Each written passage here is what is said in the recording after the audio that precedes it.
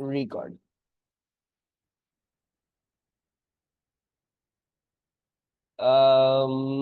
Okay.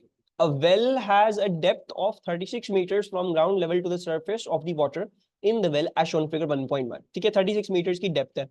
A student wishes to find the depth of the well.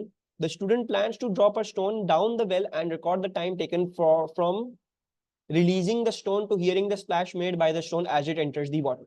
ठीक है, इस तरीके का हम एमसीक्यू कर चुके हैं, राइट, कि एक उसने एक जो है वो पानी चीज नीचे फेंकी तो वो काइनेमेटिक्स फॉलो करके वो नीचे तक जाएगी और जो साउंड होगी वो अपना v equals to F lambda और velocity equals to distance upon time वाले फॉर्मूला के थ्रू वो वापस आ रही होगी. ठीक है, तो टू वे मोशन होगा, एक नीचे जाने वाला, एक तुम्हारी वो रॉक होगा वो नीचे जाएगा, काइनेमेटिक्स लगेगी इधर मोस्ट प्रॉब्ली, और वापसी में जो है वो साउंड वेव आपकी आ रही होगी, तो साउंड वेव आप v equals to distance upon time से कर लोगे. ठीक है, ये पेपर जो है वो समर 23 क्वेश्चन पेपर 23 है. ठीक है, समर 23 क्वेश्चन पेपर 23. सही हो गया. अच्छा, assume that the air resistance is negligible and that the stone is released from rest. बोल रहे हैं स्टोन को जो है वो रेस्ट से हम छोड़ रहे हैं और आपकी एयर रेजिस्टेंस जो है वो नेग्लिजिबल है. Calculate the time taken for the stone to fall from the ground level to the surface of the water. यहां से यहां कितना टाइम लगेगा वो कैसे निकालेंगे हम. Look at all of the information. S equals to ut plus half at square, right? So we will do that. अच्छा, काइनेमेटिक्स सॉल्व करते हुए ये मेरा तरीका है. ठीक है, ये हो सकता है आप डिफरेंट तरीके से करते हो, लेकिन मैं आपको एडवाइस करूंगा आप मेरा वाला तरीका सीख ले. ठीक है, तो जो कुछ नए बच्चे आए हैं मैं उनसे एक एडवाइस करूंगा, हो सकता है आपने डिफरेंटली सीखा हो, उधर जो है वो आप लोग प्रॉब्लम करते हो कन्वेंशन वगैरह का चीजों को प्लस माइनस करने में, तो मैं आपको एक तरीका बता रहा हूँ कैसे सॉल्व करना है. ठीक है, अच्छा, स्टोन जो है वो हमारा नीचे की तरफ जाएगा, obviously it will start going downwards. Downwards क्यों जा रहा है, बिकॉज उसके पास एक उसके ऊपर एक एक्सेलरेशन एक्ट करेगी. ठीक है, now since it is going downwards I am going to make a convention downwards is positive. ठीक है, मेरे लिए इस तरीके से आसानी हो जाएगी. और अब मैं एक काइनेमेटिक्स इक्वेशन लगाऊंगा. मुझे डिस्टेंस पता है, मुझे इनिशियल वेलोसिटी पता है, मुझे टाइम निकालना है. So s equals to ut plus half at square is going to be the perfect equation. s equals to ut plus half at square. ठीक है, अच्छा, अब S जो है वो आपका फिक्स्ड फ्रेम ऑफ रेफरेंस है, 36 मीटर्स डाउनवर्ड्स है. हमने क्या कहा, हमने कहा downwards is positive. So from this point downwards 36, so that means I am going to put into the equation this as positive 36. ठीक है, u क्या है हमारा u 0 है, तो ये पूरा पार्ट 0 हो जाएगा. मैं सिर्फ ये इसलिए कर रहा हूं दोबारा से क्योंकि कुछ बच्चों ने नया ज्वाइन किया है अभी, तो they might not know. Then half आ गया. एक्सेलरेशन क्या है हमारी, हमें पता है हमारी एक्सेलरेशन होती है g equals to 9.81 when you have to neglect air resistance, and we all know 9.81 acts downwards. So according to your convention, once again this is going to plugged in as positive. ठीक है, so आपने इसको जो है वो positive में plug in करा और आपका टाइम स्क्वायर वो है जो आप निकालने की कोशिश करें. So the time will work out to be 2 into 36 divided by 9.81 root, and that is your time. 2.7 exact आ रहा है. Is it exact? इसके आगे पीछे और क्या आ रहा है? 2.709. ओके, ठीक हो गया, 2.709. अच्छा, मुझे जब आंसर दो ना, try to give me the unrounded off answer. मुझे अनराउंडेड ऑफ आंसर दे दो, ताकि मैं फिर समझाता भी जाऊं साथ साथ ना सिग्निफिकेंस. तो two significant, we using a two significant data value 36 metres की, तो मैं इसको टू सिग्निफिकेंट राउंड ऑफ कर देता हूं, 2.7 सेकंड राउंड ऑफ कर देता हूं. अच्छा, सो M1 का तरीका अच्छा है, लेकिन फिजिक्स के लिए कन्वेंशन ज्यादा अच्छा है? तो करने क्या वालों पे बताओ, मेरा तरीका फॉलो करोगे M1. देखो M1 में ना मैं M1 तुम लोग M1 तक ही रखो, ज्यादा बेटर है. ठीक है, आई विल से कि M1 को M1 तक ही रखो, फिजिक्स के पेपर में अप्लाई नहीं करो, क्योंकि तुम लोग अभी इतना, तुम लोगों ने शायद इतने क्वेश्चंस करे नहीं है, इतना तुम लोगों का दिमाग खुला नहीं है, तो तुम उधर उधर जम्बल अप करोगे चीजों को. ठीक है, M1 is perfect for M1 because M1 में वो रिस्ट्रिक्टेड केस सिनेरियो में सवाल देते हैं और वो कहते हैं यही हम रिपीट करेंगे, वो कोई नई बात आपसे करते ही नहीं है. ठीक है, फिजिक्स मैंने जैसे सिखाई है, मैं रिकमेंड करूंगा फिजिक्स वैसे ही करो. उससे फायदा क्या होगा कि तुम लोग गलती नहीं करोगे और तुम लोग को समझ में आएगा, तुम लोग उस केस को जम्बल अप नहीं करोगे. बहुत सारे बच्चों को इधर से उधर इधर उधर कर रहे होते हैं चीजें, तो M1 की भी सब कुछ खराब हो जाता है, फिजिक्स का भी सब कुछ खराब हो जाता है, तो वो नहीं करो. फिजिक्स में फिजिक्स ही लगाओ अलग, प्योर फिजिक्स. M1 में हल्का सा एडवांस्ड है और उसके पीछे उन्होंने बहुत सारे शॉर्टकट बना दिए, तो वो जो है ना थोड़ा सा वो it becomes a little bit harder to, क्योंकि एएस फिजिक्स में सवाल जो है वो M1 जैसे नहीं है, उससे थोड़े से आसान है, लेकिन घूम फिर के आ सकते हैं. That can be lot more different, there can be lot more different things than a typical M1 का क्वेश्चन. ठीक है. अच्छा, हाँ मुझे पता है आदिल, तुम जो भी बोल रहे हो मैं तुम्हें कुछ नहीं बोल रहा, मैं सबको बता रहा हूँ बस. The time recorded by the student using a stopwatch is not equal to the time in A1 in A. Suggest three possible reasons other than the effect of air resistance for this difference.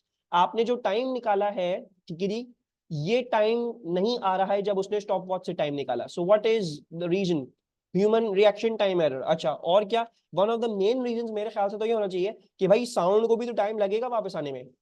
Isn't sound also going to take time to travel 36 meters? The first reason I think is going to be the sound is going to take some time. The sound takes some time to travel 36 meters back to student. ठीक है. और अगर मैं आपसे पूछूं कि मुझे हम एग्जैक्ट टाइम निकाल लें, ठीक है, if I ask you to work out the exact time, you all know velocity equals to distance upon time, and therefore हम टाइम कैसे निकाल सकते हैं? हम डिस्टेंस ओवर वेलोसिटी से निकाल सकते हैं. यानी 36 डिवाइड बाय, अगर हमें स्पीड ऑफ साउंड दी भी होती, अभी हम अप्रोक्सीमेट कर रहे हैं जो हमें पता है, 36 डिवाइड बाय 330 करो, आंसर क्या आ रहा है? हम अप्रोक्सीमेट कर रहे हैं, ठीक है, हमें कुछ पता नहीं है. 0.109, 0.109 मतलब तकरीबन हकीकत में जो टाइम आना चाहिए वो 0.11 सेकेंड्स इससे ज्यादा आना चाहिए, बिकॉज आपने साउंड को अकाउंट फॉर ही नहीं करा. तो may be the time was more accurately 2.81. अगर हमसे बोलते पूरा करो तो हम 2.81 देते, हमें पता होना चाहिए ऊपर वापस साउंड आएगी. ठीक है. अच्छा, और क्या तुम लोगों ने बताया? तुम लोगों ने बताया you told me human reaction time, that is a very good thing as well. तो ह्यूमन रिएक्शन टाइम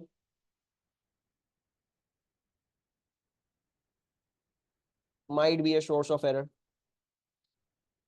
अच्छा, अब मुझे थोड़ी सी टाइम दो, मैं जो हूँ तुम लोगों की चैट पढ़ूं पहले. बहुत सारे तुम लोगों ने दिए थे, सारे ऊपर चले गए. स्टॉप वॉच में एरर, ठीक है, लेट्स सी स्टॉप वॉच में कैसा एरर होगा ये बताओ. रॉन्ग कैलिब्रेशन लिख सकते हो स्टॉप वॉच की, और क्या लिख सकते हो? जीरो एरर लिख सकते हो. वेरी गुड, ये भी सही है बिल्कुल. ठीक है. अगर फ्रॉम रेस्ट रिलीज ना हुआ हो, मतलब कोई extra force. Very good Salim, हो सकता है रेस्ट रिलीज ना हो सकता है, एज्यूम तो हम ये कर रहे हैं, लेकिन हो सकता है उसने जोर से यूं फेंक दिया तो फिर कुछ और हो जाएगा उसका काम. पैरालैक्स एरर हो गया, ह्यूमन रिएक्शन टाइम हो गया, ठीक है. द वॉच में आल्सो हैव जीरो एरर, ठीक है. वेल की बॉल्स को हिट कर स्टोन करे शायद. वेरी गुड, दैट कोड इधर लिखा हुआ है.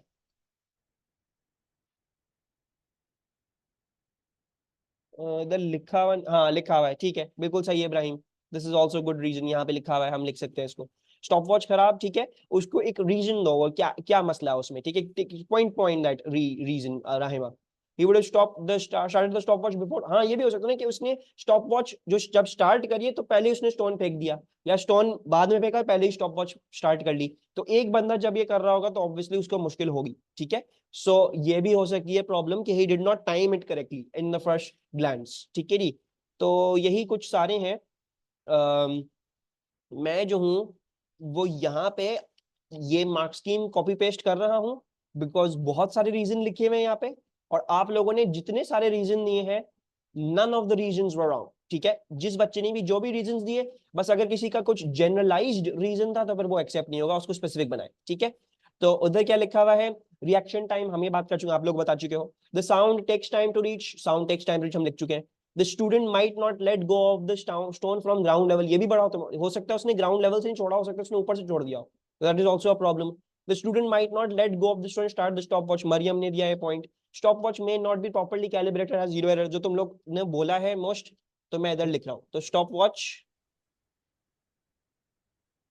मे हैव जीरो एरर. और क्या हम लोगों ने देखा? Local value of g is not exactly 9.1. हमको पता है 9.81 की वैल्यू थोड़ी बहुत चेंज करती है when you move around the earth. ठीक है. तो हो सकता है 9.81 एग्जैक्ट ना हो, सकता है 9.79 हो, तो ये भी हो सकता है. स्टोन गिवन इनिशियल वेलोसिटी जो सनीम ने बोला, हो सकता है हल्का से जोर से फेंक दिया, मतलब करना तो रेस्ट से ड्रॉप था, लेकिन उसने उसे यूं फेंक दिया हो, उसको चलो ही और यूं फेंक दिया तो भी गलत हो जाएगा फिर. Stone does not fall vertically in a straight line which Ibrahim said, हो सकता है वो वॉल्स ऑफ दी वेल के साथ जाके लग जाए, टेढ़ी वेढ़ी उसकी जो है वो पाथ हो सकता है ना कि ऐसा भी तो हो सकता है कि वो 36 मीटर्स बजाय यूं ट्रेवल करने के वो यूं हाइपोटेन्यूज ट्रेवल कर रहा है. अब ऑब्वियसली अब तो फिर 36 मीटर से ज्यादा ट्रैवल करेगा अगर वो टेढ़ा चला गया। तो this could all B reasons, ठीक है, ह्यूमन चूल है। Yes exactly. जी आपका क्या क्वेश्चन है? मुझे एयरफोन्स पहनने पड़ेंगे इस क्वेश्चन के लिए? पूछो क्वेश्चन।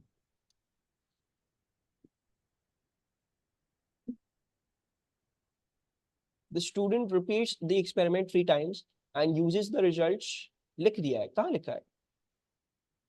अच्छा लिख दिया है। Value of g drag force से 9 नहीं हो सकती है। अच्छा देखो तुमने इधर अज्यूम लिखा है ना कि it is assume that the air resistance is negligible, ठीक है। तो यहाँ पे भी ये भी होना चाहिए था वैसे पॉइंट के may be the air resistance is not negligible. That could also be a good, वो भी पॉइंट लिख सकते हो तुम इधर, may be air resistance is not in fact negligible, ठीक है। तो ये भी लिख सकते हो। अच्छा सॉरी सॉरी नहीं लिखा है, नहीं लिख सकते। Other than air effect of air resistance लिखा हुआ, you can not right air resistance in this answer, जब यहाँ पे मार्क्स में नहीं दिया हुआ। Acceleration of gravity is highest at the poles and lowest at the equator, right? Um, I don't exactly remember, but I am pretty sure it's highest at the equator and low at the poles. A2 physics में आओगे तो मैं gravitation के लिहाज से समझाऊंगा उसको, ठीक है। It depends on centripetal force, poles पे सेंट्रीपिटल फोर्स नहीं चाहिए होती है, तो I am fairly certain poles पे कम होती है ग्रेविटेशनल एक्सीलरेशन, आई थिंक, जो मुझे याद पड़ रहा है। मैं खैर मैं उसको देख लूंगा, मैं चेक कर लूंगा। The student repeats the experiment 3 times. 1 minute MS दिखा दें, ये लो पिक्चर ले लो, स्क्रीनशॉट ले लो। Okay, the student repeats the experiment 3 times, no problem.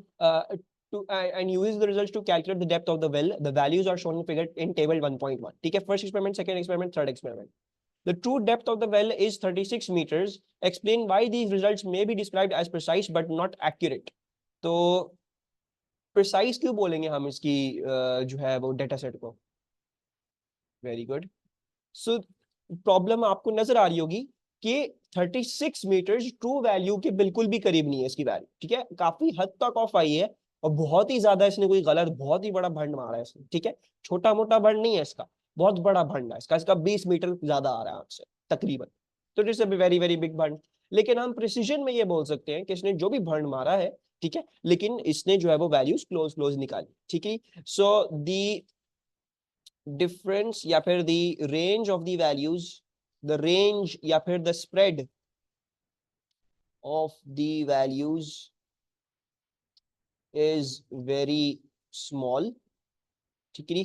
और अगर हम देखें तो विदिन विदिन इट्स 0.9 to 0.4 मतलब प्लस माइनस 0.5 के अंदर अंदर ये वैल्यूज है। तो range spread of the values is very small but the values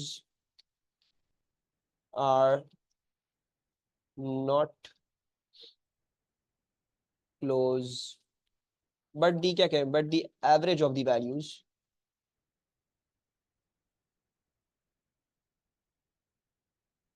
is very far from true value of 36. Question different था लेकिन आई फील लाइक फिर भी आसान था, I don't feel like it was that hard. तो question different था, मजे का क्वेश्चन था, काफी कम आता है। समर 23 वाले जो पेपर्स होते हैं ना वो हल्के से डिफरेंट होते हैं, they make it for a different kind of people, तो वो थोड़ा सा हल्का सा मजे वाला पेपर होता है, लेकिन जहां तक मैंने देखा इतना कुछ खासा मुश्किल भी नहीं होता है।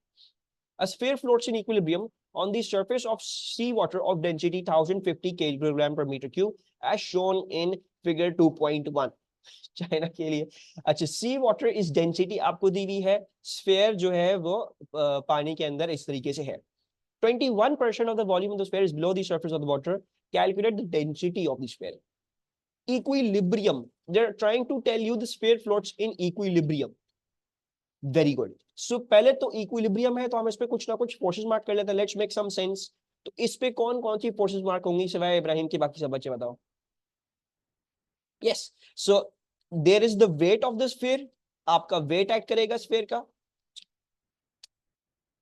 ओहो अच्छा, there shall be the weight of the sphere, weight हम सबको पता है, वेट एक्ट्स वर्टिकली डाउनवर्ड्स, ठीक है, and the other force is going to be upthrust, बिल्कुल सही। इसमें ड्रैग फोर्स हो सकती है, can there be a drag force in this question? No, and why not? Rest पे है। यस, ड्रैग फोर्स के लिए याद रखना, ड्रैग फोर्स के लिए याद रखना, you have to be moving. Drag force के लिए अगर तुम मूव नहीं कर रहे तो ड्रैग फोर्स नहीं आती। ठीक है, तो हमें क्या पता है? हमें पता है वेट इक्वल्स टू अपथ्रस्ट है। सही है। They are asking you to calculate the density of the sphere. अच्छा, हमें जो है वो और कोई इंफॉर्मेशन नहीं दी सिवाय इसके कि तुम्हारी जो डेंसिटी ऑफ सी वाटर है वो 1050 है और इक्विलिब्रियम बताया हुआ है। There is nothing else given to us. और ये बताया हुआ है 21% of the volume of the sphere is below the surface of the water. ठीक है, सो लेट्स जो है कांस्टेंट बी में भी इक्विलिब्रियम है। हाँ, लेकिन आदल उसमें ड्रैग फोर्स आ सकती है। If you are falling at constant velocity, याद है टर्मिनल वेलोसिटी में ड्रैग फोर्स होती है, हमेशा वर्क कर रही होती है, फिर एकदम से पैराशूट को ड्रैग फोर्स बढ़ जाती है। तो कांस्टेंट वेलोसिटी में u equal to w due to equilibrium. Yes Rahima, exactly. Yes Adil, जहां पे मूव कर रहे होगे और इक्विलिब्रियम में हो तब fd फिर भी लोगे। अच्छा, now what do we know? We know that the upthrust equals to the wait.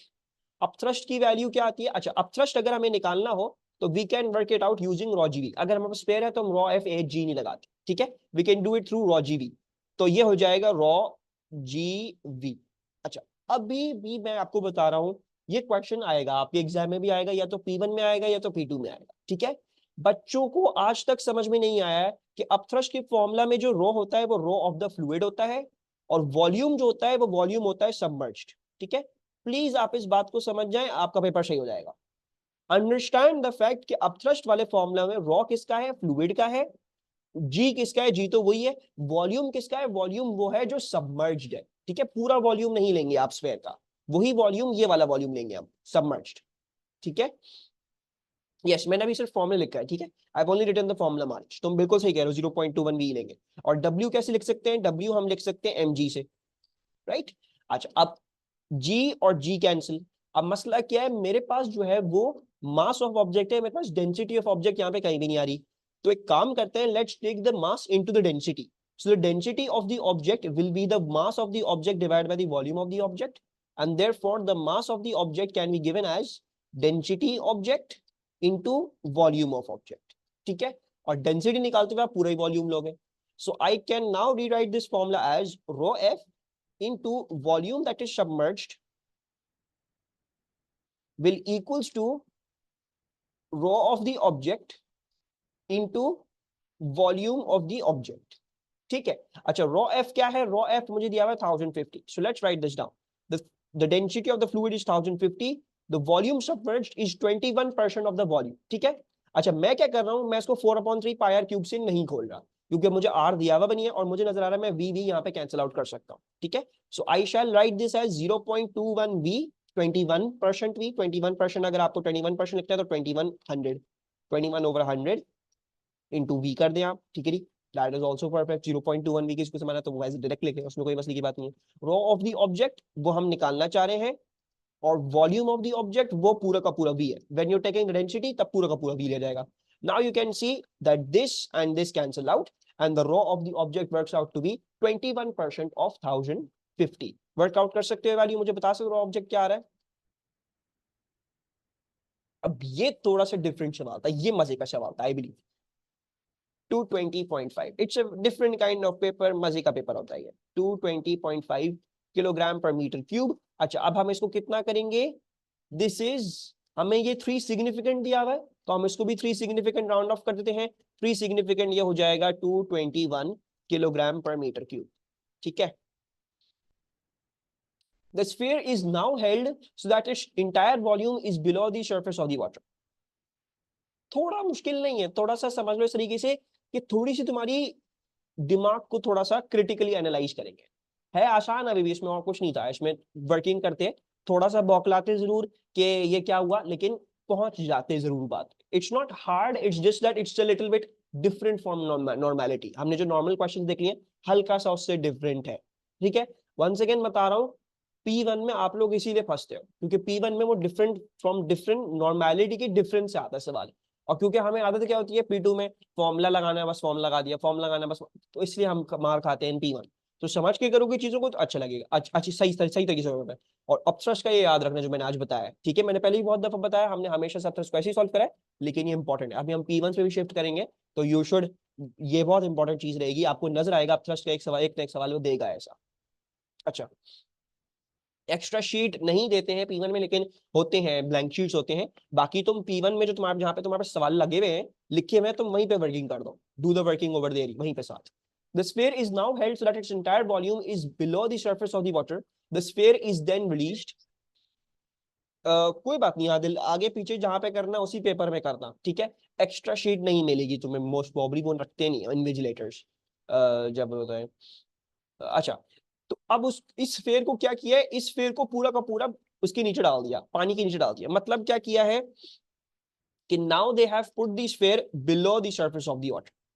मतलब पहले तो इतना सबमर्ज था ना कि जब वेट इक्वल टू अपथ्रस्ट था, अब क्या किया है उन्होंने, पूरा का पूरा पानी के नीचे डाल दिया है।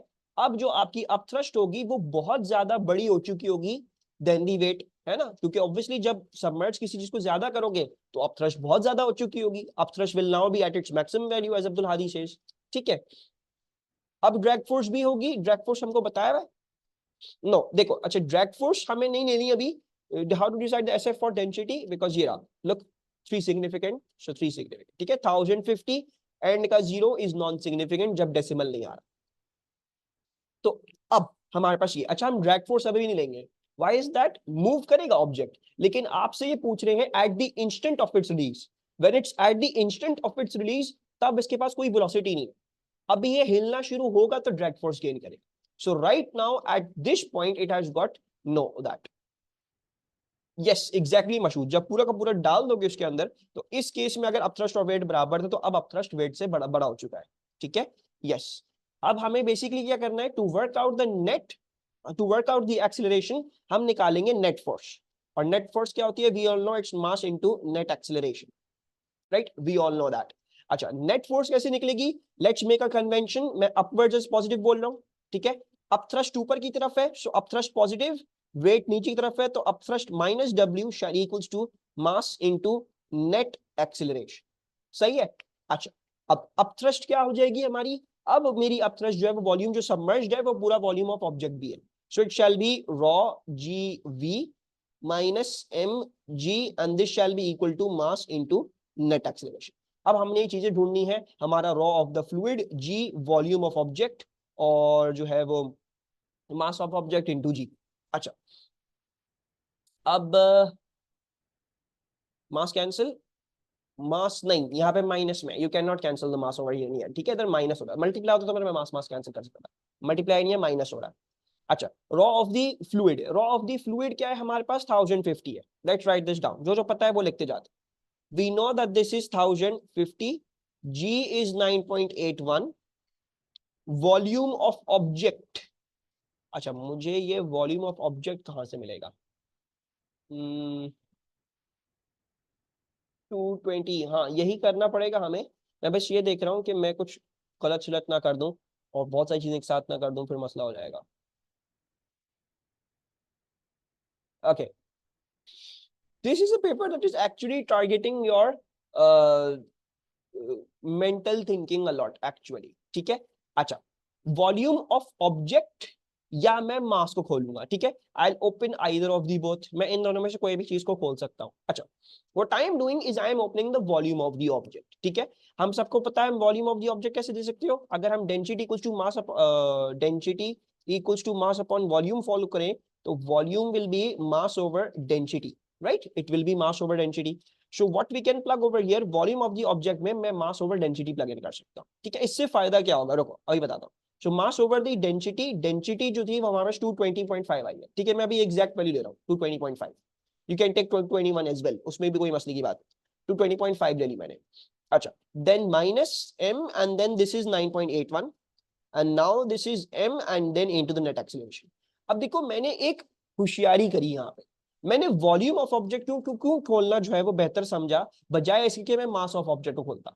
मैंने इसलिए खोलना ज्यादा बेहतर समझा क्योंकि देख रहे हो अब मास मास मास कैंसिल, जैसे फिजा बोल रही थी मास कैंसिल कर दें, तो अब जब मेरे पास दोनों साइड पे मास आ गए, दोनों चीजों में मास यहां से कॉमन ले सकता हूं, I can pull out mass common, और फिर वो मास और ये मास कैंसिल आउट हो सकता है, right. So the reason for expressing the volume as the mass was that so that it could cancel out, ठीक है। अच्छा, दूसरी बात जो थी, एक और बात आपने समझनी है कि अगर फॉर एग्जांपल आपके दिमाग में ये बात नहीं आती, कि मैं जो हूं वो इसको वॉल्यूम ऑफ ऑब्जेक्ट को इससे खोल दूं, आप इंस्टेड ये करते कि आप मास को खोल देते through rho object over volume object. ठीक है, आप ये भी कर सकते। I just show you that as well कि अगर आप 1050 इंटू 9.81 फिर वॉल्यूम ऑफ ऑब्जेक्ट ले लो, और फिर मास क्या हो जाता है, मास हमने ऊपर ऑलरेडी खोला हुआ है, that is rho of object into volume of object. ठीक है, so you could have written this as rho of object into volume of object equals to, ये वाला मास भी फिर ऐसे ही खोलते, rho of object into volume of object and then into net acceleration. तो आप देखते हैं कि once again volume of object हर जगह से कैंसिल हो जाता है। तो you could have done it in either way, चाहे आप मास से वॉल्यूम ऑफ ऑब्जेक्ट को खोल दो और सारे मास उड़ा दो, या आप सब कुछ वॉल्यूम ऑफ ऑब्जेक्ट के टर्म पे ले जाओ और सारे volume of object cancel out कर हो, दोनों में से कोई ना कोई एक चीज कैंसिल आउट होगी, निकलेगी वो क्वेश्चन। ठीक है, so the important point is understanding this is the alternate तरीका, ऑल्टरनेट। सर दोबारा एक्सप्लेन करेंगे वॉल्यूम वाला पार्ट। वॉल्यूम वाला पार्ट देखो, देखो मैंने क्या किया, वॉल्यूम वाले पार्ट में मैंने क्या किया, देखो वॉल्यूम ऑफ ऑब्जेक्ट है ना, मैंने उसको वॉल्यूम ऑफ ऑब्जेक्ट ही रहने दिया अनम, मैंने वॉल्यूम ऑब्जेक्ट को नहीं खोला। हम मास को ऑलरेडी खोल चुके थे ना um, we had already open the mass. कैसे हमने देखा था हम मास को rho of object into volume of object, तो मैंने मास को खोल दिया, मैंने इधर भी मास को खोल दिया rho of object volume of object, और इधर भी मास को खोल दिया rho of object volume of object. अब देख लो सारा का सारा volume of object cancel out हो गया, ये हुआ। ऊपर वाली वर्किंग में क्या हो रहा है, मास कैंसिल आउट हो रहा है, नीचे वाली वर्किंग में volume of object cancel out हो रहा है। ठीक है, बोथ ऑफ द तरीके आर वैलिड। अच्छा अब तुम लोग मुझे नेट एक्सेलरेशन बता दो, आई थिंक कर रही होगी, इतनी देर में एक्सप्लेनेशन करिए। सो अच्छा मैं बताता हूँ, 36.9 आ रहा है I believe, 36.9 isn't that a huge acceleration? नहीं सही है फिर, 36.9 37 मीटर पर सेकंड स्क्वायर आ रहा है। अच्छा इधर कैसे मास कैंसिल आउट कर सकते हो, मशहूद ये देख सकते हो कि मैं यहां से मास कॉमन ले सकता हूं, can you see that, if I take mass common out, तो ये यहां से ये मास कॉमन ले लिया और फिर मास और मास यहाँ पे कैंसिल आउट हो गया। ठीक है, just take the mass common on the left hand side, और नीचे भी वॉल्यूम ऑब्जेक्ट कॉमन ले लो on the left hand side. Okay, कोई प्रॉब्लम इस सवाल में? तो इसमें भी आपने फंसना नहीं है, फंसना नहीं है इसमें, ये भी बहुत आसान सवाल है, बस ये थोड़ा सा आपको सोचने में मजबूर कर रहा है। अच्छा पेपर है, मजे का पेपर है। How did we know the volume object submerged in volume object in part A? No. देखो मेरा बच्चा, मैंने क्या देखो वॉल्यूम ऑफ सबमर्ज के लिए मैंने 21% ऑफ V लिया है। I've taken it 21% of the object का वॉल्यूम, देख रहे हो?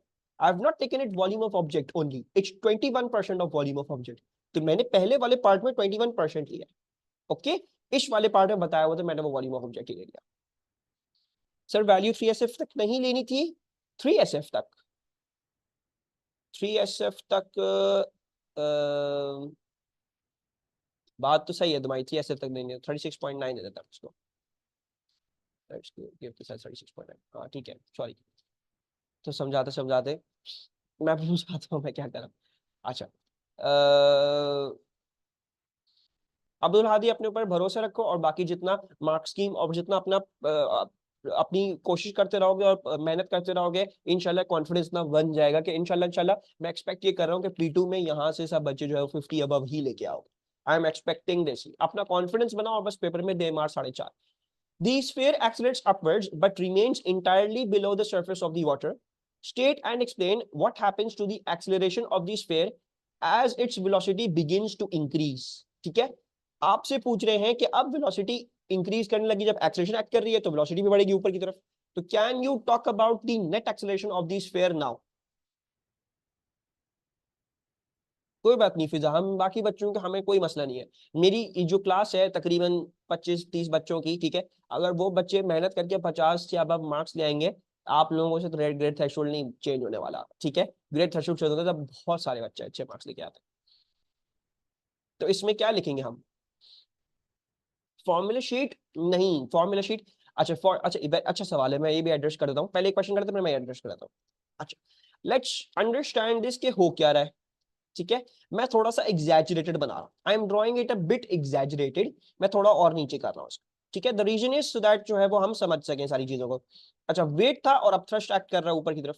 ठीक है, और हमने इस पॉइंट पे नेट एक्सेलरेशन निकाली है कि वो 37 मीटर पर सेकंड स्क्वायर आ रही है अप्रोक्सीमेट। ठीक है, वी ऑल नो दैट ये ऊपर की तरफ जाने लगेगा और इसकी कोई ना कोई वेलोसिटी ऊपर की तरफ गेन होगी, it's going to start gaining some velocity in the upward direction. उसकी वजह से क्या होगा, we all know when you have a velocity in a fluid then the drag force starts acting. और वो ड्रैग फोर्स क्या करती है, वो ड्रैग फोर्स जैसे जैसे तुम्हारी वेलोसिटी बढ़ेगी वैसे वैसे वो ड्रैग फोर्स बढ़ेगी। और ड्रैग फोर्स कब तक बढ़ेगी, till which point will drag force increase, terminal velocity. हाँ, जब तक बढ़ेगी ड्रैग फोर्स, जब तक weight plus drag force upthrust के बराबर ना हो जाए, तुम इक्विलिब्रियम ना हो जाओ। Not same as velocity, it is going to increase. ये वेलोसिटी इंक्रीज कर रही है अपनी नेट एक्सीलरेशन अपवर्ड्स की वजह से, तो तुम्हारी ड्रैग फोर्स भी इंक्रीज करेगी डाउनवर्ड्स। और ये इंक्रीज करेगी, it will increase till F D plus upthrust equals to the weight. जब इक्विलिब्रियम आ जाएगा, जब एक्सीलरेट एक्सेलरेशन खत्म, और फिर अब कांस्टेंट वेलोसिटी पे तुम टर्मिनल वेलोसिटी पे राइज करना शुरू कर दो। Right, so let's write this down over here. So as, हाँ, तो basically what's happening over here, इसके, अच्छा ये भी अच्छी बात है तो मैंने बताया नहीं, तो नेट फोर्स को अगर हम देखेंगे तो क्योंकि ड्रैग फोर्स नीचे की तरफ बढ़ रही है, तुम्हारी नेट फोर्स ऊपर की तरफ थी। अब जब ड्रैग फोर्स नीचे बढ़ेगी तो नेट फोर्स अपवर्ड्स कम होगी होगी होगी होगी और इवेंचुअली जीरो हो जाएगी। So basically the net force is decreasing and is becoming zero. Similar thing with the net acceleration, हमको पता है net force net acceleration are directly proportional, so net acceleration also decrease and become zero. किसी को कोई confusion है, समझ में नहीं आया है अगर ये सवाल, तो मुझसे पूछ ले, मैं दोबारा एक्सप्लेन करता हूँ। So as the net acceleration is upwards, okay, the velocity is going to increase upwards. A drag force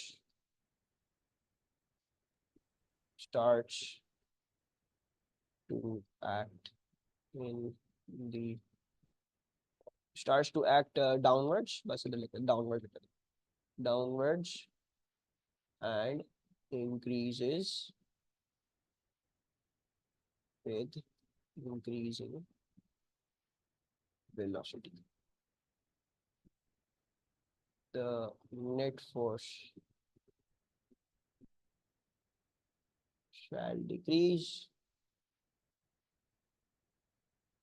and its net acceleration also decreases.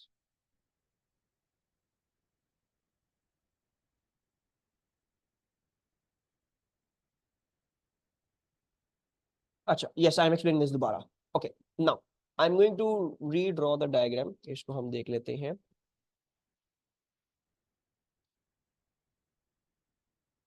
अच्छा, now basically देखो, जब हमने अभी निकाला ना कि इसकी नेट एक्सेलरेशन जो है वो अपवर्ड्स है, ऐसे हमें कैसे पता नेट एक्सेलरेशन अपवर्ड्स है, क्योंकि मैंने अपवर्ड्स पॉजिटिव बोला था, मेरा आंसर पॉजिटिव आया, ठीक है। सो that means the net acceleration is upwards. हमको वैसे भी पता है अपथ्रस्ट बड़ा हो गया तो ऊपर की तरफ लेके ही लेगा उसको। So the net acceleration is upwards, ठीक है, 37 मीटर पर सेकंड स्क्वायर। अगर तुम्हारी नेट एक्सेलरेशन अपवर्ड्स है तो इस बात का मतलब क्या होगा, ये स्फीयर जो है वो वेलोसिटी गेन करना शुरू करेगा अपवर्ड्स पे, और ये वेलोसिटी आहिस्ता आहिस्ता बढ़ती जाएगी because of its acceleration upwards. This velocity is going to increase in the upwards direction, ठीक है। हम सबको पता है ड्रैग फोर्स वो फोर्स है जो वेलोसिटी को हमेशा अपोज करती है। So therefore a drag force is going to start develop on the opposite direction. और जैसे जैसे तुम्हारी वेलोसिटी बढ़ेगी वैसे वैसे तुम्हारी ड्रैग फोर्स बढ़ेगी, राइट। अगर मैं नेट फोर्स की इक्वेशन बनाऊं दोबारा से और अपवर्ड पॉजिटिव बोलूं, तो can you see that this is upthrust minus W minus drag force. और हम सबको पता है कि drag force with velocity increase कर रही है, जैसे जैसे वेलोसिटी इंक्रीज कर रही है वैसे वैसे ड्रैग फोर्स भी इंक्रीज करेगी।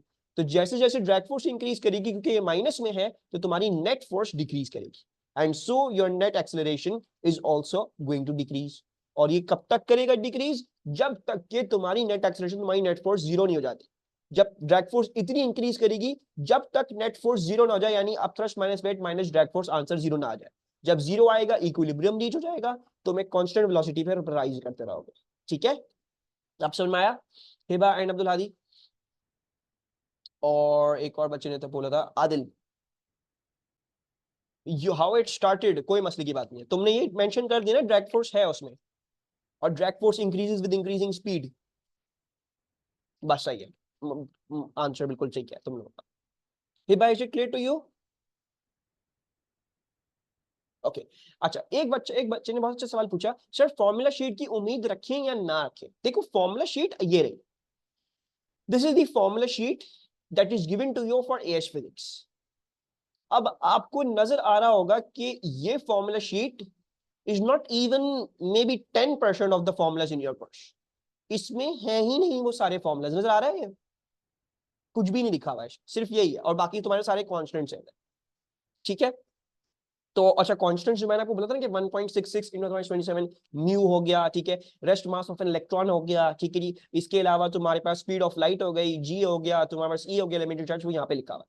ठीक है, अच्छा मेरी मेरी फॉर्मूला शीट, अच्छा मैं ये बता देता हूँ, तो इसके ना आश्रय में नहीं लेना, डोंट, ये जो एएस फिजिक्स के लिए ना बहुत ही कम फॉर्मूलाज देते हैं और इनका हमें कोई फायदा नहीं है, हमें वो फॉर्मूलाज याद ही करने। तो अज्यूम कि आपको फॉर्मूला शीट दी हुई नहीं है एस पेपर में, तो don't depend on this thing, क्योंकि आपको नजर आ रहा है इसमें कोई भी फॉर्मूला नहीं दिया हुआ है जो असल में पेपर में इस्तेमाल होता है। ठीक है, हाइड्रोस्टैटिक प्रेशर वाला कौन सा है? रॉजी एच है ना, pressure in fluid, rosy H. अच्छा, फॉर्मूला शीट मिलेगी, मुझे याद दिला दे कोई बच्चे, जब जिस दिन मेरी छुट्टी हो, मेरी छुट्टी होती है थर्सडे वाले दिन, सैटरडे वाले दिन और संडे वाले दिन। ठीक है, छुट्टी होती है, लेकिन अब मेरा अपना काम चल रहा था, साथ साथ तुम लोग को पढ़ा रहा था, लेकिन मुझे किसी दिन टाइम मिलेगा तो मैं कर दूंगा। बस एक बंदा जो है वो रिस्पॉन्सिबिलिटी समझ ले कि सुबह के वक्त याद दिला दे, तो मेरे पास अगर टाइम निकलेगा तो मैं फॉर्मूला शीट बना दूंगा उस दिन। ठीक है, हाँ बस मोइस तुम रिस्पॉन्सिबिलिटी ले लो, मुझे याद दिला देना। अच्छा, state the principle of conservation of momentum. How do we write the principle of conservation of momentum? आज जैसे हम्माद ने कौन सी मैराथन डाली है? Did he send the marathon की link in the group? Fiza 1 mark मिलेगा, फिर भी एक तुम कंडीशन भूल गई इसमें, डिफॉर्मेशन की डाली है। ठीक है, उसमें मोमेंटम की डल गई थी क्या पहले? आई डोंट रिमेम्बर, मैं उसको बोलूंगा मोमेंटम की भी डाले भाई। Okay, so we are going to say that, देखो, state the principle of conservation of momentum. आपको जब प्रिंसिपल बोला जाता है, ये याद रखना कि इसमें दो बातें होती है। ठीक है, एक तो एक्चुअल बात है उस प्रिंसिपल की, यानी टोटल मोमेंटम इज कंजर्व या टोटल मोमेंटम इज कांस्टेंट। दूसरी बात क्या होती है, इसकी कंडीशंस होती है, किस कंडीशंस के अंदर वो प्रिंसिपल अप्लाई होता है। तो प्रिंसिपल ऑफ कंजर्वेशन मोमेंटम की दो कंडीशंस, क्या कंडीशन है? पहली कंडीशन है for a closed system, it is for a closed system the total momentum remains constant. और दूसरी कंडीशन आपके पास जो है वो क्या है? Given no external force acts on the system. आपने ये पूरा लिखना है। ठीक है, if you going to miss out something then you are going to get only 1 mark, और मे बी परहैप्स उसमें 0 भी मिल जाए। ठीक है, तो आपने जो है वो पूरी पूरी बात लिखनी है, दोनों conditions and the actual principle as well. A firework is initially stationary. It explodes into 3 fragments A, B, and C that move in a horizontal plane, as shown in view from above in figure 3.1. मैंने ऐसा सवाल आप लोगों को करवाया है पहले? पहले तो मुझे ये कंफर्म करो, have I done this kind of question with you guys before? करवाया है ना?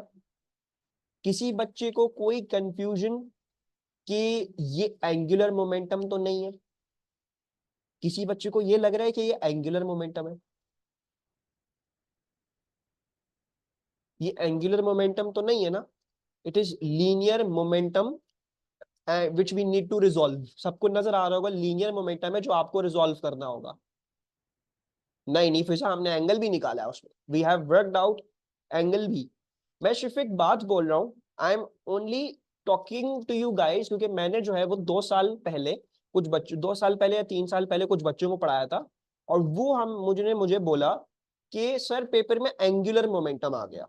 ठीक है, प्लीज आपके कोर्स में एंगुलर मोमेंटम नहीं है, ये एंगुलर मोमेंटम नहीं है। ठीक है, तो ना किसी को जाके बोलिएगा और मुझे भी नहीं आके बोलिएगा, क्योंकि मैं मारूंगा। ठीक है, ये एंगुलर मोमेंटम नहीं है, ऐसे हम सवाल कर चुके हैं already in your momentum PDF. We have done a lot of questions like this. हमने एक क्वेश्चन नहीं किया, हमने बहुत सारे ऐसे क्वेश्चंस किए हैं जहां पे हमने एंगल्स पे करना था काम। ये है लीनियर मोमेंटम रेजोल्यूशन। ठीक है, 2 बॉल्स आके जुड़ेंगे और ये हो गया। बाकी मेरे जो मैराथन रिकॉर्ड कर दिए हम को, अगर उसने डाल दिया तो उसमें भी बहुत सारे क्वेश्चन है ऐसे। और ये रहा वो फायरवर्क वाला क्वेश्चन। ठीक है, सो एंगल ही निकालता, लेकिन it's momentum in 2 dimension, it's a linear momentum that's going to solve through resolution. ठीक है, पेपर में प्लीज जो है वो ये मत सर पकड़ के बैठ जाइएगा सर ने एंगुलर मोमेंटम तो पढ़ाया नहीं था, ये क्या आ गया, ठीक है, एंगुलर मोमेंटम नहीं है, ये मैंने पढ़ाया हुआ है, ठीक है। होता क्या है ये, that is when you are moving in a circle, जब आप एंगल्स के हिसाब से आपका मोमेंटम चेंज होता है, वो एक डिफरेंट क्वांटिटी है, उसका थोड़ी सी झलक देखोगे इन A2 फिजिक्स। हम एंगुलर मोमेंटम हमारे पूरे कोर्स में नहीं है, ना एस ना A2 फिजिक्स में। बाद में अगर किसी दिन तुम लोग मैकेनिक्स लेंगे तो फिर एंगुलर मोमेंटम वहां पे सीखोगे, बट इट्स मोर लाइक जब तुम एक टर्न कर रहे हो तो कर्व में घूम रहे होते हो, तो कर्व में फिर हम एंगुलर मोमेंटम निकालते, क्योंकि हम एंगुलर डिस्प्लेसमेंट निकाल रहे हैं। हाँ ठीक है, जो भी करना हो, अगर किसी को मैकेनिकल साइड पे जाना हो, आपके मैराथॉन्स, मैंने मैराथॉन्स, मैराथॉन्स ही डल रहे ना, वो जो लिंक्स भेज रहे हैं ग्रुप में वो मैराथन की लिंक्स है ना, ईयरलीज तो डल गए हैं, कुछ रह गए हैं, वो मैं डाल दूंगा more closer to the exam date. यार मैं यही ना, फिर मुझे जब उन्होंने बोला तो मैं बहुत डिसअपॉइंट हुआ, लेकिन फिर उन्होंने मुझे बताया कि सर हमने कर लिया सवाल, क्योंकि हमें पास रेजोल्यूशन, तो मैंने बोला उनको, मैंने बोला एंगुलर मोमेंटम नहीं है, आप किसी को जाके ये मत बोलना, तो मैं बोल रहा हूँ बस, ठीक है। A firework is initially stationary, it explodes into 3 fragments.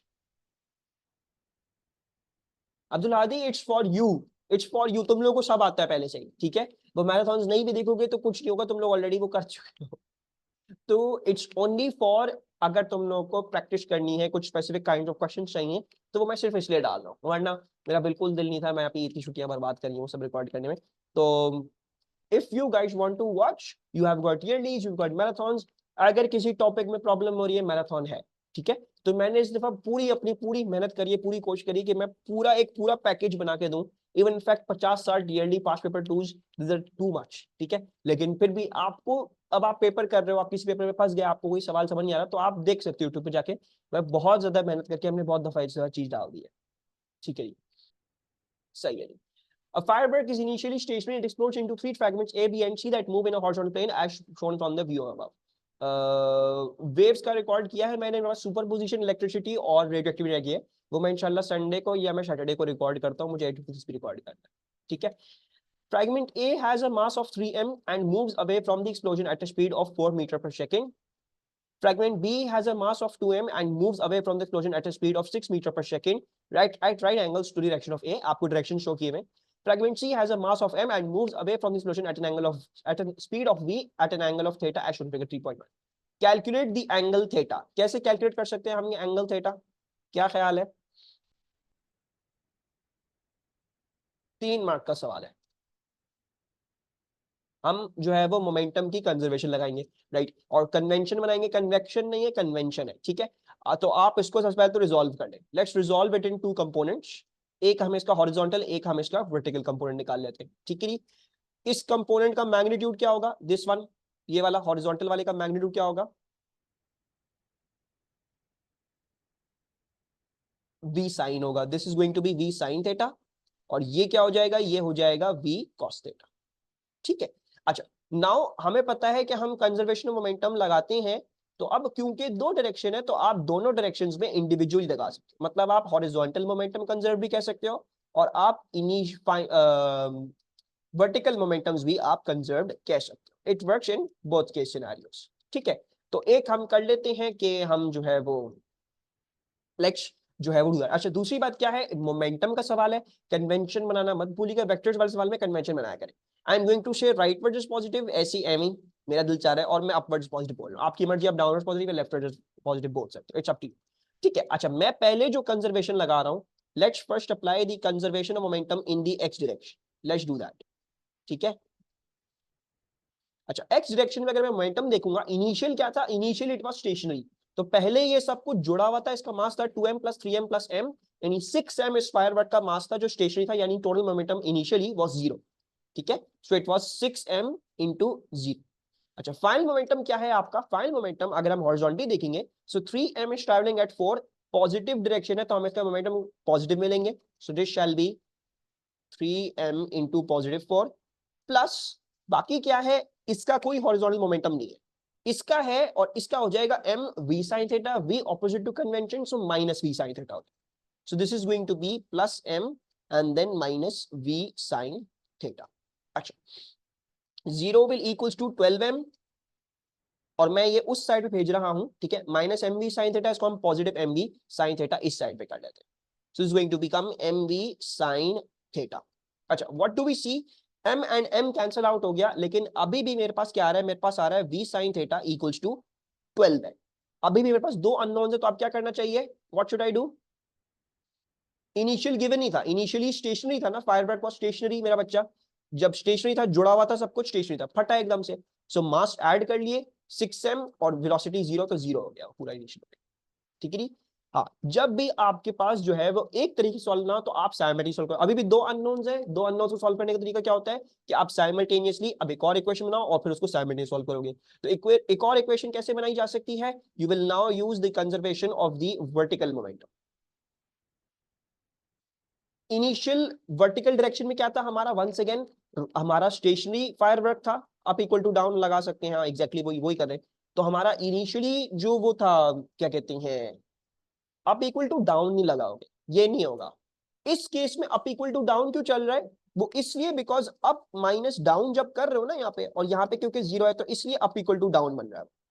ये याद रखना, कोई भी फॉर्मूला ऐसा नहीं है कंजर्वेशन मोमेंटम में जो अप इक्वल टू डाउन कहता है। ठीक है, लगाओगे इसी बात से शुरू करो और फिर इसी बात को आगे लेके चलो। इसमें अप इक्वल टू डाउन क्यों चल रहा है, बिकॉज उधर उस साइड पे 0 है, तो इस बात को याद रखना, उधर कंफ्यूज नहीं होना। किसी किसी में अगर अप इक्वल टू डाउन चले तब तक कॉन्सेप्ट नहीं छोड़ो, इसका मतलब ये नहीं कि अप इक्वल टू डाउन कोई फॉर्मूला है। It's initial momentum x equals to final momentum in the y direction, whatever जो भी जिस भी डायरेक्शन सॉल्व कर। अच्छा, इनिशियल मोमेंटम इन y डायरेक्शन क्या है, वही पहले आपका पूरा का पूरा फायरवर्क था 6m का, जो स्टेशनरी था, यानी 0 हो गया। फिर final momentum in the y direction क्या है, 2m is traveling with 6 in the upper direction यानी positive 12, so this is sorry 2m और positive 6 है, positive 6 है, so positive 6 हो गया। और बाकी तुम लोगों का दूसरा कंपोनेंट क्या है, वो है m और v cos थीटा, और v cos theta opposite to convention, so plus m and then minus v cos theta. अच्छा, अब मैं वंस अगेन इसको उस साइड पे भेज रहा हूं, तो ये हो जाएगा mv cos theta will equals to 12m, and then we can do what, we can cancel out the m and the m। तो अब मुझे दो इक्वेशन मिल गई, एक v sin theta equal to 12 है और एक v cos theta equal to 12 है।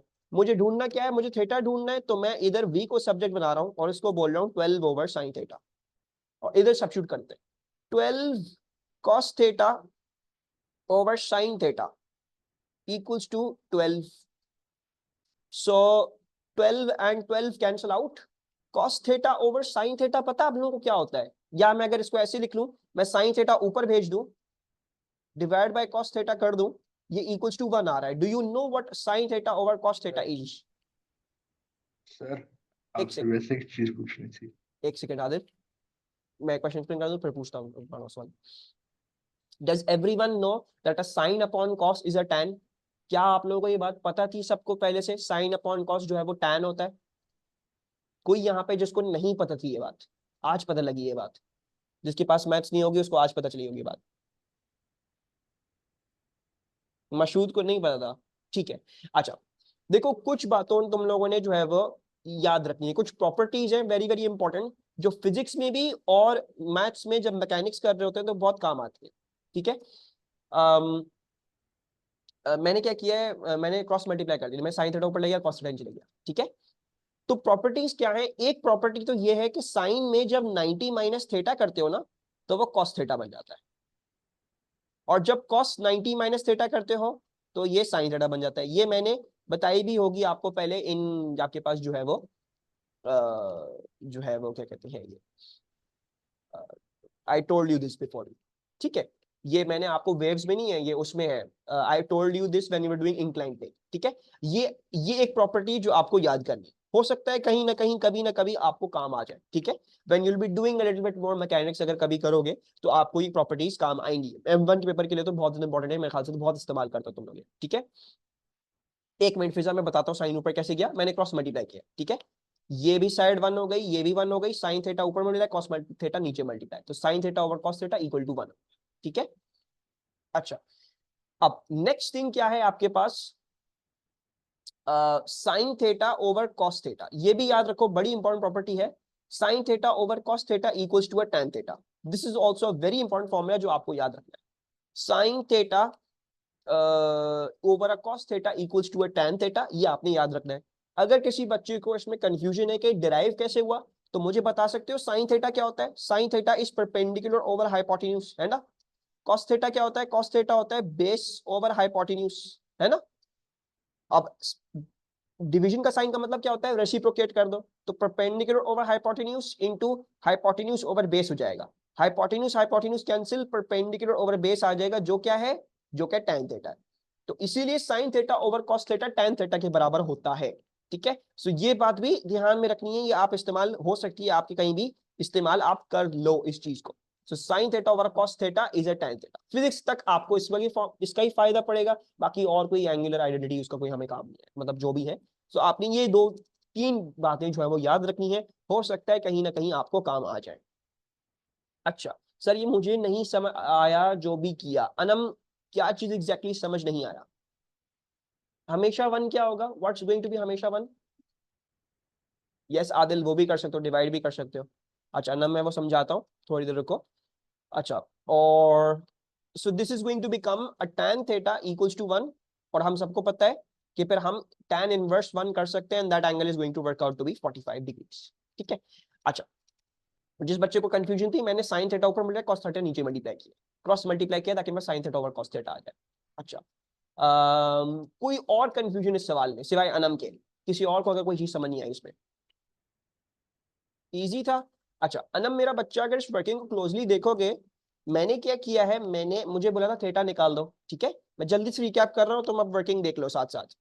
उन्होंने बोला थीटा निकाल लो, तो मैंने क्या किया अनम, मैंने थीटा निकालने के पहले मैंने कंजर्वेशन लगाई मोमेंटम हॉरिजॉन्टल डायरेक्शन, तो मैंने हॉरिजॉन्टल डायरेक्शन में मोमेंटम की कंजर्वेशन लगाई, क्योंकि फायरवर्क पहले स्टेशनरी था तो उसका इनिशियल मोमेंटम 0 है, पूरा मास कंबाइंड होगा, ये सब जो टूटे हैं फ्रेगमेंट्स वो सब कंबाइंड, और इनिशियल मास इनिशियल वेलोसिटी 0, तो इनिशियल मोमेंटम तुम्हारा 0 हो गया।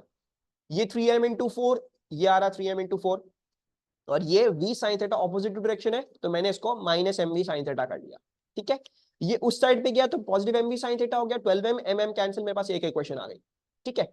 अच्छा, उसके बाद क्या है, इनिशियल y और फाइनल y मैंने फिर वर्टिकल डायरेक्शन में, क्योंकि मेरे पास यहाँ पे दो अननोन आ रहे हैं ना, सॉल्व नहीं कर सकता इसको मैं यहाँ पे, मुझे इसको भी सॉल्व करने के लिए I need to simultaneously solve, तो मैंने फिर वर्टिकल डायरेक्शन में लगाई, वर्टिकल में 0, और ये वाली वंस अगेन 2m इंटू 6, मैंने अपवर्ड पॉजिटिव बोला हुआ है, तो ये minus M V cos theta हो जाएगा, minus M V cos theta ऊपर उधर जाएगा तो M V cos theta M M cancel, और फिर मैंने जो है वो इधर सब्स्टिट्यूशन करी है। ठीक है, मैंने v की जगह सब्स्टिट्यूशन करी है 12 ओवर साइन थीटा की, और फिर मैंने sign theta over cos theta को tan थीटा बनाया और एंगल निकाला है। ठीक है, तो ये किया है हमने सारा काम, हमने साइमल्टेनियसली सॉल्व किया हॉरिजॉन्टल और वर्टिकल केस सिनेरियोस को। तो बायो वाले बच्चे tan cos का क्या करें, देखो it's never too bad to gain information. ठीक है, it's not a difficult thing, it's sine cos का मुझे पता है, बायो किसी अगर मेडिकल करनी है उसको कोई भी फायदा नहीं है, लेकिन कुछ जनरल बातें आपको पता होनी चाहिए अबाउट योर यूनिवर्स। अगर आपके बच्चे ने, अब अगर आपके जो है वो बच्चे हुए आ गए और आपसे आके पूछा बाबा बाबा tan थीटा क्या होता है, तो आपको अगर नहीं आता होगा, कितनी शर्मिंदगी की बात होगी, है ना? फिर आप जो है वो बुक खोल के बैठोगे तो ये गलत बात हो जाएगी ना कुछ आना चाहिए। अच्छा, the speed we need to now work out the speed V कैसे निकलेगी, हमें पता है 12 ओवर साइन थीटा है ना, speed V is 12 over sine theta, so v equals to 12 over sine 45। क्या आ रही है स्पीड वी? एक थप्पड़ मारूंगा, मार के दिखाओ बच्चों को तुम थप्पड़, अपने बच्चे को नहीं मारा जाता very dark indeed. Speed V क्या आ रही है, 17 आ रही है, 17 मीटर पर सेकंड आ रही है, थैंक यू विशाल, 17 मीटर पर सेकंड। किसी और के बच्चे को मार लोगे लेकिन अपने बच्चे को नहीं मार पाओगे कभी थप्पड़, या याद रखना, बच्चे को हमेशा शर्मिंदगी होगी बच्चे के सामने अगर उसने ऐसे सवाल आके पूछा और आपको नहीं आता। The firework in B contains a chemical that has a mass of 5 grams and has chemical energy per unit mass 700 joule per kilogram। ये क्या लिखा हुआ है, एक सेकंड, क्वेश्चन की नौयत ही डिफरेंट हो गई। The firework in B contains a chemical that has a mass 5 grams and has chemical energy per unit mass 700 joule per kilogram। ठीक है, ये डिफरेंट पेपर है। ठीक है फिजा, तुम्हारा पेपर ऐसा नहीं आएगा, ये डिफरेंट पेपर है, ये डिफरेंट काइंड ऑफ रीजन के लिए बनाया जाता है, हम ये कर रहे हैं मजे का पेपर है इसलिए। अच्छा, सो बोल रहे हैं फायरवर्क में केमिकल था जिसमें 5 ग्राम, केमिकल जो था वो 5 ग्राम का मास रखता है। ठीक है, हमें पता है कि तुम्हारा जो फायरवर्क है वो पहले 6 m उसका मास था, उसमें से वो कह रहे हैं 5 ग्राम जो है वो केमिकल है। और केमिकल के अंदर जो एनर्जी है वो है 700 joules per kilogram. The chemical has energy which is 700 joules per kilogram, मतलब 1 किलोग्राम में 700 जूल है। When the firework explodes, all of the chemical energy is transferred to the kinetic energy of the fragments A, B and C. तो जो भी chemical energy थी वो kinetic energy बन जाती है हर fragment की। Show that the total chemical energy in the firework is 3.5 joules. कैसे कर सकते हैं? बहुत ही आसान है। आपको अगर ये पता है कि 700 joules 1 kg में है and they are telling you firework का मास जो है वो 5.0 grams है, यानी 1 kg कितना होता है? 1 kg को ग्राम्स में कन्वर्ट कर लेते हैं, 1000 होता है इन ग्राम्स। वो आपसे पूछ रहे हैं 5 ग्राम्स में कितनी आपके पास एनर्जी होगी। हम क्रॉस मल्टीप्लाई कर लेते हैं and let's work out the value of x. X की वैल्यू आपके पास 3.5 जूल्स आ जाएगी। ठीक है, simple easy PG straight forward सवाल है। दी हुई एक वैल्यू, उससे पूछा था फिर दूसरी वैल्यू बता दो, हमने क्रॉस मल्टीप्लाई। फिर क्या बोल रहे हैं? Calculate the mass m। Now they are telling you कि all of the chemical energy is transferred to the kinetic energy of the fragments A, B and C। यानी ये जो केमिकल एनर्जी है, ये जो केमिकल एनर्जी है, this is equals to the kinetic energy of A plus the kinetic energy of B plus the kinetic energy of C। ठीक है जी, केमिकल एनर्जी 3.5 जूल्स है। Kinetic energy of A, kinetic energy of A कैसे लिखी जा सकती है? Half into 3m into 4। मैंने आपको एक बात बताई थी, काइनेटिक एनर्जी में कोई पॉजिटिव नेगेटिव नहीं होता। Why is that? हम सारी ये वेलोसिटीज एज इट इज क्यों लेंगे? Why not put it positive 4 and this is minus v sin theta, this is positive 6 minus v cos theta. ऐसे क्यों नहीं करते हम काइनेटिक एनर्जी में? क्योंकि स्केलर क्वांटिटी है, स्पीड जाती है काइनेटिक एनर्जी में, स्पीड जाती है, इट्स अ स्केलर क्वांटिटी। ठीक है, एक टोटल बनाकर वैसे भी कर सकते, वैसे भी कर सकते हो, लेकिन फिर एक म्यूचुअल वेलोसिटी क्या लोगे? What are you going to take as the mutual velocity? वो बड़ा मुश्किल हो जाएगा ना फिर उस केस में, म्यूचुअल वेलोसिटी रिड्यूस करना तो बहुत मुश्किल हो जाएगा। अच्छा, हाफ इंटू 3m हो जाएगा, सो ये हो जाएगा 3m, और वेलोसिटी क्या है इसकी? 4 है, सो 4 और इसका square. Than half kinetic energy of b क्या है? 2m है, और फिर 6 का स्क्वायर है, एंड देन हाफ, और फिर क्या है? m है और v है। ठीक है, सो m है और v क्या निकाला हमने? v आप लोगों ने मुझे बताया 17, तो दिस इज 17 का स्क्वायर। ठीक है, अच्छा अब इसको सॉल्व कर लेते हैं। Now what I am doing to make it easier on me, मैं पूरी इक्वेशन को 2 से मल्टीप्लाई कर रहा हूं। Why is that? आप नहीं भी करना चाहो तो कोई मसले की बात नहीं है। ठीक है, मैं एक मिनट दे रहा हूं, बस क्लास खत्म कर रहे हैं इस सवाल के बाद। सो 2 2 2 2 कैंसिल आउट हो गया, इस साइड साइड पे उधर मल्टीप्लाई हो जाएगा। सो ये बन गया 7 joule, that will equals to 4 का square is 16, 16 into 3 is 48 m। ठीक है, देन ये क्या हो जाएगा? 6 square is 36, 36 into 2 is 72 m, and this is 17 का स्क्वायर, मुझे नहीं पता 17 स्क्वायर क्या होता है, आई थिंक इज 334 या 354 करके कुछ, 289 है, बहुत ही ऑफ था मैं, प्लस 289 m। ठीक है, आ चलिए, और फिर आपको नजर आ रहा है कि हमने बस एक सिंपल सॉल्यूशन करना है, 7 को डिवाइड करना है, बल्कि इसको ऐड ही कर लेते हैं दफा में। 48 प्लस 72 प्लस 289 क्या आ रहा है? ये 409। तो 7 will equals to 409 m, and m is going to work out to be 7 over 409. What is m working out to be? 0.017 kg, 0.017 kg। ठीक है, अच्छा हम ऐसे भी तो ऐड कर सकते थे, क्या मतलब ऐसे भी तो ऐड कर सकते थे? किसी फॉर्मूला से नहीं, तुमने पीछे साइमल्टेनियस वर्किंग करी है ना, 12 ओवर साइन थीटा तुम्हारा v है, तो मैंने वही 12 ओवर साइन थीटा यहाँ पे कॉपी पेस्ट किया है। ठीक है, बिना 2 से, हाँ तो बिना 2 से मल्टीप्लाई भी किए भी कर सकते हो, उसमें कोई जरूरी नहीं है, उसमें वर्किंग जैसे भी करना चाहो। मैं वर्किंग ऑब्वियसली थोड़ी सी फास्ट कर रहा हूँ। For a progressive wave state, what is meant by the frequency? What is meant by the frequency?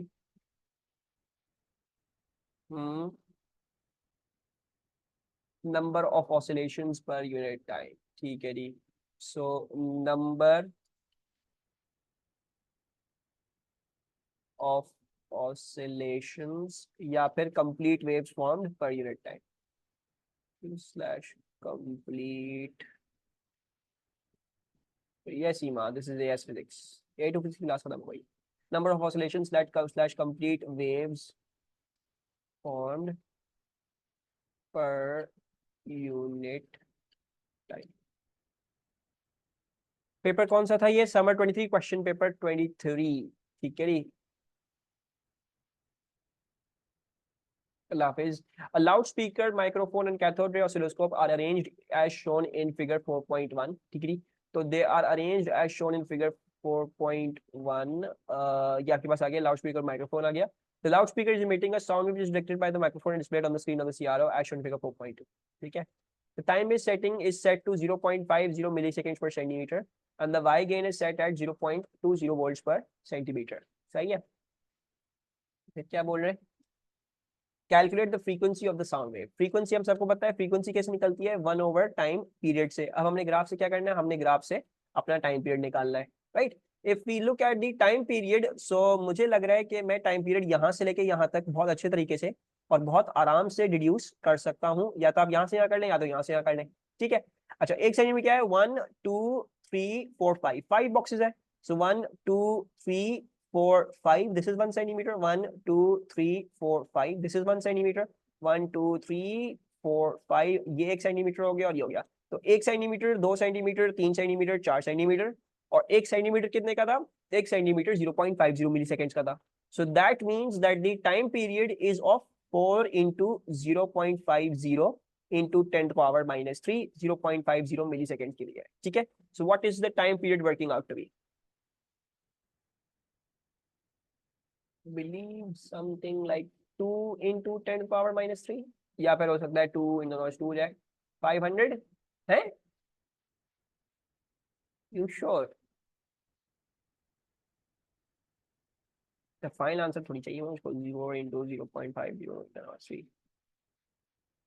This is 2 into 10 to the power minus 3. ठीक है. ये आ गया आपके पास. और जो है वो आपके पास फ्रीक्वेंसी क्या हो जाएगी? 1/2 into 10 की power minus 3, which is working out to be, as Michelle says, 500 hertz.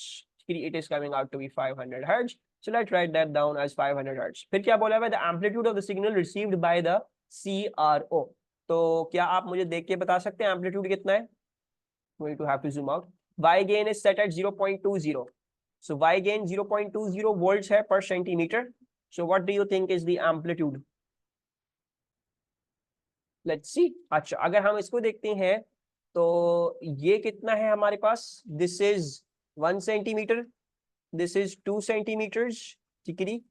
और अगर हम इसको देखें तो ये कितना है? This is not quite 3 centimeters. ठीक है. ये exactly 3 centimeters नहीं है. इनफैक्ट ये 2.1, 2.2, 2.3, 2.4. मतलब अगर हम 3 तक देखें, अगर ये 3 सेंटीमीटर्स है तो ये कितना आ रहा है? 2.1, 2.2, 2.3, 2.4, 2.6, 2.8. ठीक है. This is coming out to be 2.8 centimeters. ठीक है. Now since we're getting 2.8 centimeters, therefore, and we know that 0.20 volts is per centimeter, so 2.8 into 0.20, it comes out to be 0.56 volts. ठीक है. 0.56 volts आ रहा है हमारे पास the amplitude of the signal. The intensity of the sound wave in B is reduced to a quarter of its original intensity without a change in frequency. Assume that the amplitude of the signal received by the CRO is proportional to the amplitude of the sound wave. On figure 4.2, sketch the trace that is now seen on the screen of the CRO. तो ये कैसे करते हैं? Intensity और amplitude का relationship क्या होता है? Intensity is directly proportional to amplitude square, and then we all know हम इसको कर देते हैं I1 over A1 square shall equals to I2 over A2 square. ठीक है. सो ये हम इसको इस तरीके से करना है. अच्छा, अब आपको क्या बोला हुआ है? Intensity is reduce to quarter of its. यानी मतलब बेसिकली क्या है? पहले आपके पास इंटेंसिटी आई थी and let's say amplitude was A1 square. ठीक है. अब क्या है? आपकी इंटेंसिटी क्वार्टर हो चुकी है. क्वार्टर का मतलब क्या होता है? 1/4 I है, राइट? इनिशियल का 1/4 हो चुका है और अब हमने निकालना है A2 स्क्वायर क्या है, right? So we can see I और I को कैंसिल आउट कर सकते हैं हम, and then I can see that is A2 square shall equals to 1/4 A1 का square. And then what we can do is we can do under root this and under root this, and let's work out what is the A2 coming out to be. What is A2 in terms of A1? half. So A2 is coming out to be a 0.5 A1. ठीक है जी, यानी अब जो मेरा signal का trace होगा वो पहले वाले एम्पलीट्यूड का आधा होगा. My signal will have a trace of the same frequency, everything will be same, just the amplitude will be half. अब 2.8 का आधा क्या होता है? 2.8 का आधा 1.4 होता है, right? So I believe it should be 1.4 somewhere over here. इधर भी ये क्या हो जाएगा? 1 और 1.4 ये यहाँ पे आ जाएगा. जीरो वाले पॉइंट्स हमारे सेम रह रहे होंगे, ये भी हमारे पास सेम रह रहे होंगे, और हमारे पास क्या है? वीव गॉट 1 2 3 4 5, 1.4 ये हो गया, 0 ये हो गया, 1.4 ये हो गया, and so and so forth. ये चीज कंटिन्यू होती जाएगी.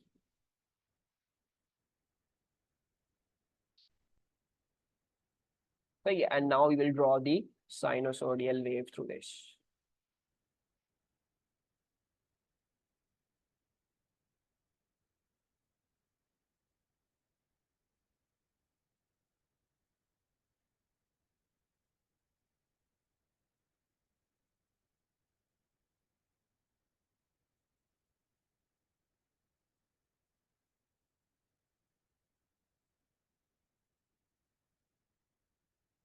ये लो देख लो. और सबको एक क्वेश्चन क्लियर हुआ? Is this question clear to everyone? Sir Y axis क्यों बढ़ाया है? वाई एक्सिस बढ़ाया नहीं है, कम किया है.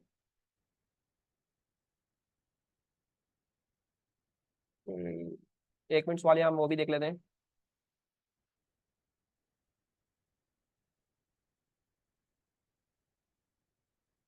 जी वेव दिखा दें, वेव दिखा रहा हूँ. ठीक है आदिल, देख लिया ये? A2 स्क्वायर ऊपर मिल जाएगा, A1 स्क्वायर ऊपर मिल जाएगा. 1/4 A1 स्क्वायर का अंडर रूट लोगे तो 1/4 का अंडर रूट आता है 0.5, A1 का अंडर रूट आता है, A1 स्क्वायर का अंडर रूट आता है A1. ठीक है अब आदिल. अच्छा going back to the graph. अब इधर तुम लोगों के क्वेश्चंस क्या हैं मेरा बच्चा? Swaleha, this is 1 centimetre, 2 centimetre, 3 centimetre, 4 centimetre ना. लाइक ट्रफ टू ट्रफ देखो या क्रैश टू क्रैश देखोगी. सो तुम ट्रफ टू ट्रफ जब देख रही हो तो 4 सेंटीमीटर आ रहे हैं ना. 5 5 5 5 4 5 आ रहे हैं, यानी 4 सेंटीमीटर है, right? I don't get what you're saying. Time period. It's not 5. It's 4 5. मतलब 4 collections of 5 boxes. किसी और को कोई सवाल है? सर मेरे ग्राफ में 5 बॉक्सेस आ रहे हैं, ऐसा नहीं हो सकता सवालिया. सर 7 बॉक्सेस ठीक है. 7 बॉक्सेस किस बात की ठीक है मेरा बच्चा महीन? ये नई वाली सिग्नल के 1 2 3 4 5 6 7, हाँ 7 बॉक्सेस हो गए ना. क्योंकि 14 का तुमने आधा किया है, 7 बॉक्सेस किए ना. बिल्कुल सही है, वैसे भी कर सकते हो, इसमें कोई मसले की बात नहीं है. सवालिया what has happened to you? ये क्या हो गया सवालिया तुमको? सवालिया ये 1 थोड़ी होगा, ये तो 0 होगा ना. फिर ये 1, फिर ये 2, फिर ये 3, फिर ये 4. उसको 1 क्यों कह रही हो? ज्यादा पढ़ाई कर ली मुझे लग रहा है सवालिया ने आज. सवालिया अपनी नींद का ख्याल रखो मेरा बच्चा. Abdul Hadi, let's do some इंटरनेशन के क्वेश्चंस. ठीक है सेंड करो, लेट्स डू देम. अच्छा फिर क्या बोला हुआ? Metal sheet is now placed in front of the loud speaker in B as shown in figure 4.3. Loud speaker है, माइक्रोफोन है और एक मेटल शीट है. ठीक है. A stationary wave is formed between the loudspeaker and the metal sheet. State the principle of superposition. What is the principle of superposition? Very good. So हमेशा principal के लिए याद रखना, प्रिंसिपल में हमेशा कंडीशन आती है. और इसकी कंडीशन क्या होती है? इसकी कंडीशन ये होती है कि when two waves meet at a point, ये इसकी कंडीशन है, the resultant displacement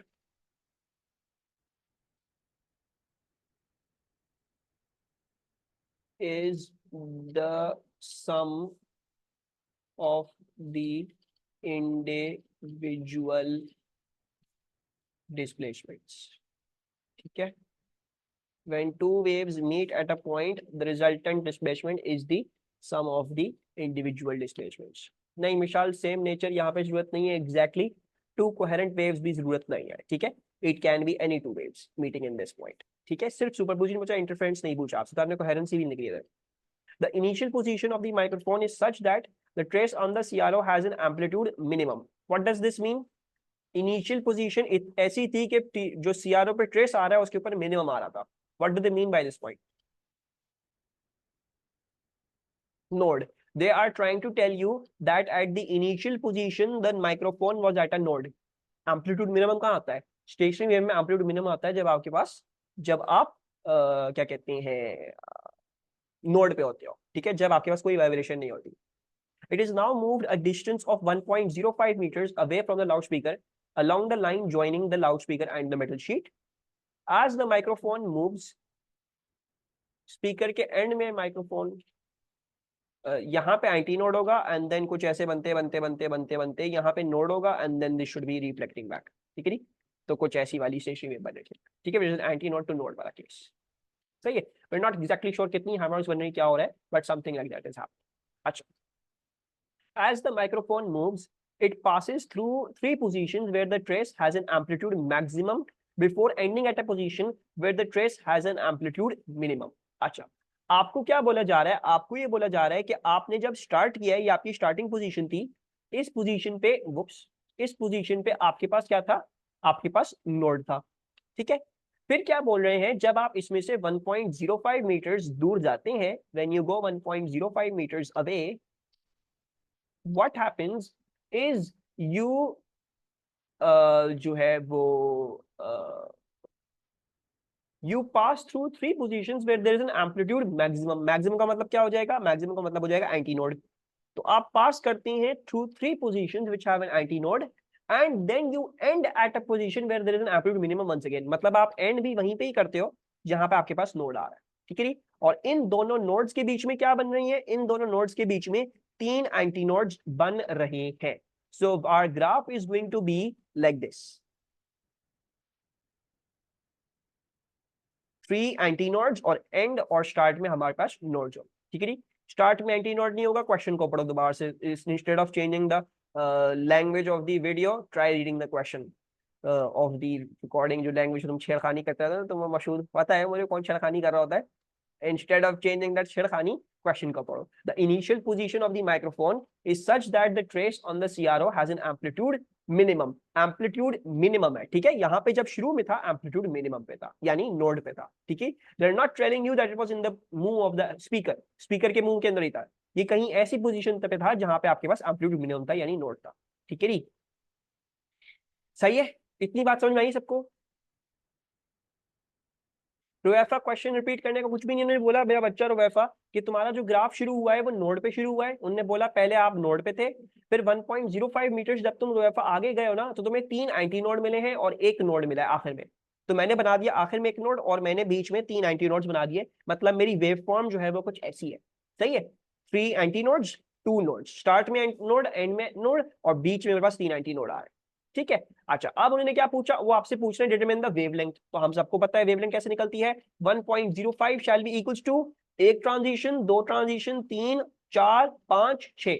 so 6 transitions यानी 6 into लैम्डा ओवर 4 के बराबर है.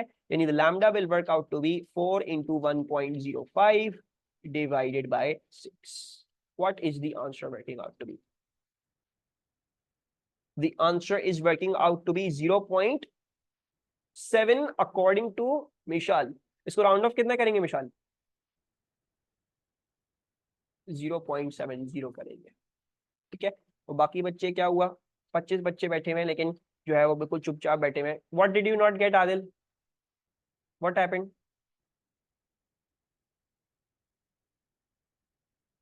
लैम्डा वाली बात क्यों नहीं समझ में आई? साइलेंस इज नेवर द माशाल्लाह, silence is the best answer. ये देखो पता नहीं कौन से कोट्स आउट ऑफ कॉन्टेक्स्ट जो है वो लगा रहा होता है. एक ट्रांजिशन, दो ट्रांजिशन, 3 ट्रांजिशन, 4 ट्रांजिशन, 5, 6. आदिल कितनी ट्रांजिशन है? 6 ट्रांजिशन, 6 into लैम्डा ओवर 4. एक ट्रांजिशन लैम्डा अपॉन 4 की होती है, तो 6 ट्रांजिशन मतलब 6 into लैम्डा ओवर 4. 4 की बात कर रहा हूँ. 4 की, ये 4 की ना भाई. ट्रांजिशन कितनी होती है? मैंने ट्रांजिशन की वैल्यू कितनी बताई थी? What is a transition? Lambda over 4 होती है ना. A transition can be thought of as a lambda over 4. तुम इसको या तो लैम्डा ओवर 4 ले सकते हो या तो तुम इसको टाइम पीरियड ओवर 4 ले सकते हो, है ना. ये बताया ना मैंने. तो इसीलिए 6 into लैम्डा ओवर 4. अच्छा y 0.7, y 0.7 do you what do you mean sir? Question में 1.05 है। हाँ इधर जो है वो मैं बता रहा था इसको। अच्छा ठीक है माशूद, और मैं वलीद और तुम्हारा क्वेश्चन जो है वो क्लियर करता हूँ अभी। अच्छा देखो वजीहा, देखो जो ट्रांजिशंस वाली जो बात है ना, जब हम ऐसी वेव बनाते हैं तो इसमें मैंने तुम्हें एक आसान सी बात सिखाई है, मैंने सब बच्चों को बताई है, हमने ये वेव्स वाले चैप्टर में करी है। I told you that consider, जब भी आप मीन पोजीशन से मैक्सिमम पे जाते हो, या मैक्सिमम से वापस से मीन पोजीशन पे आते हो, या फिर मीन से जो है वो मिनिमम पे जाते हो, या तो मिनिमम से वापस मीन पे आते हो, राइट? सो इसको मैं कहता हूं एक ट्रांजिशन। ये एक ट्रांजिशन है, ये एक ट्रांजिशन है, ये एक ट्रांजिशन है, और ये एक ट्रांजिशन है। और ट्रांजिशन के बारे में ये बात याद रखो कि ट्रांजिशन जो होती है ना, वो होती है या तो अगर लैम्डा के टर्म से देखो तो एक लैम्डा अपॉन 4 के बराबर होगी, अगर टाइम के टर्म से देखो तो टाइम पीरियड ओवर 4 के बराबर होगी, ठीक है? अच्छा अब मैंने क्या देखा, I saw okay one transition, this is one transition, then this is second transition, ये थर्ड है, ये फोर्थ है, ये फिफ्थ है, या ये सिक्स्थ हो गई। यानी कितनी ट्रांजिशन हो गई? 6 इंटू वन ट्रांजिशन मेरी टोटल ट्रांजिशन हो गई, 6 into one transition. And then I just did algebra, 4 multiply ऊपर 6 नीचे डिवाइड, ठीक है? बाकी एक सवाल और आया हुआ है चैट में कि how do I know that this is a node to node वाली केस, उन्होंने मुझे स्पेसिफिकली खुद इधर बताया हुआ है, ठीक है? क्वेश्चंस पढ़ा करो साथ साथ। The initial position of the microphone is such that the trace on the CRO has an amplitude minimum। Initial position क्या थी हामिद? मिनिमम की थी, नोड की थी, है ना? सही है जी। एक मिनट वाली मैं बता रहा हूँ आपको, क्वेश्चन आंसर कर रहा हूँ विद मशहूर।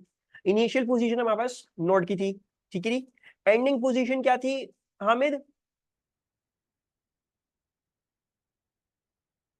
नोड की थी, है ना? Ending position is also at a node, minimum पे ही है।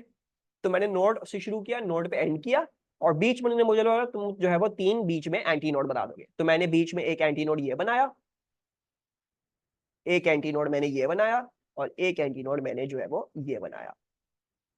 अच्छा अब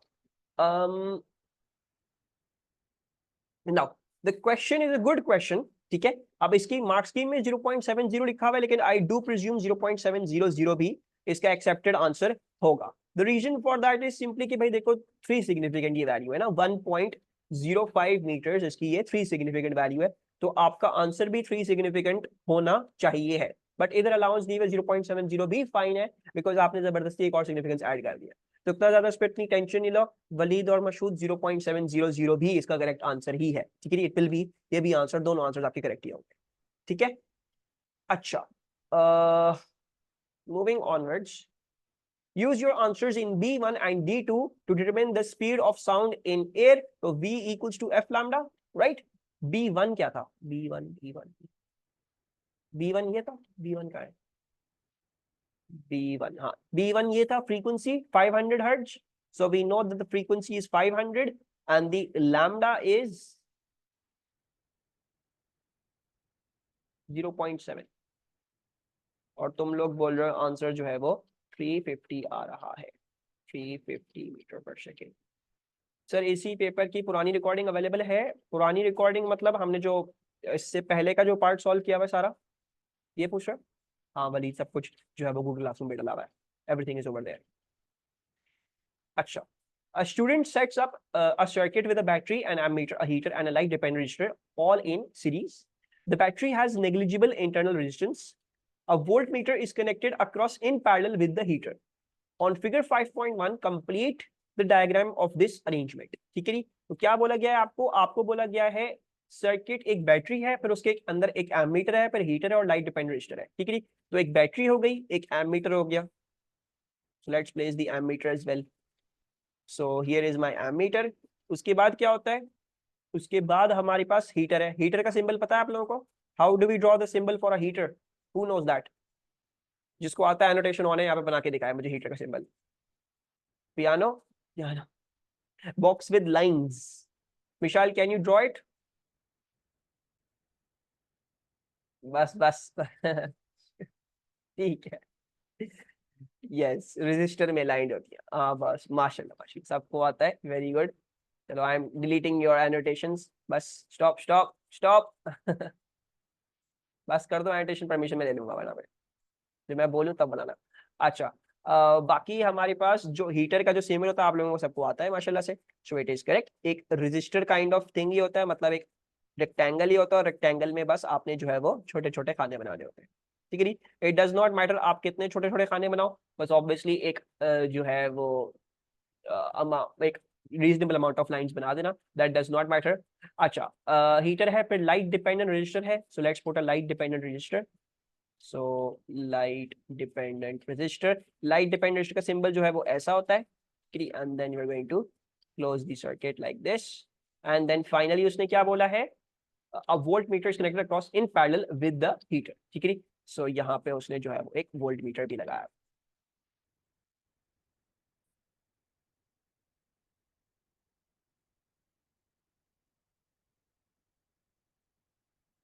फिर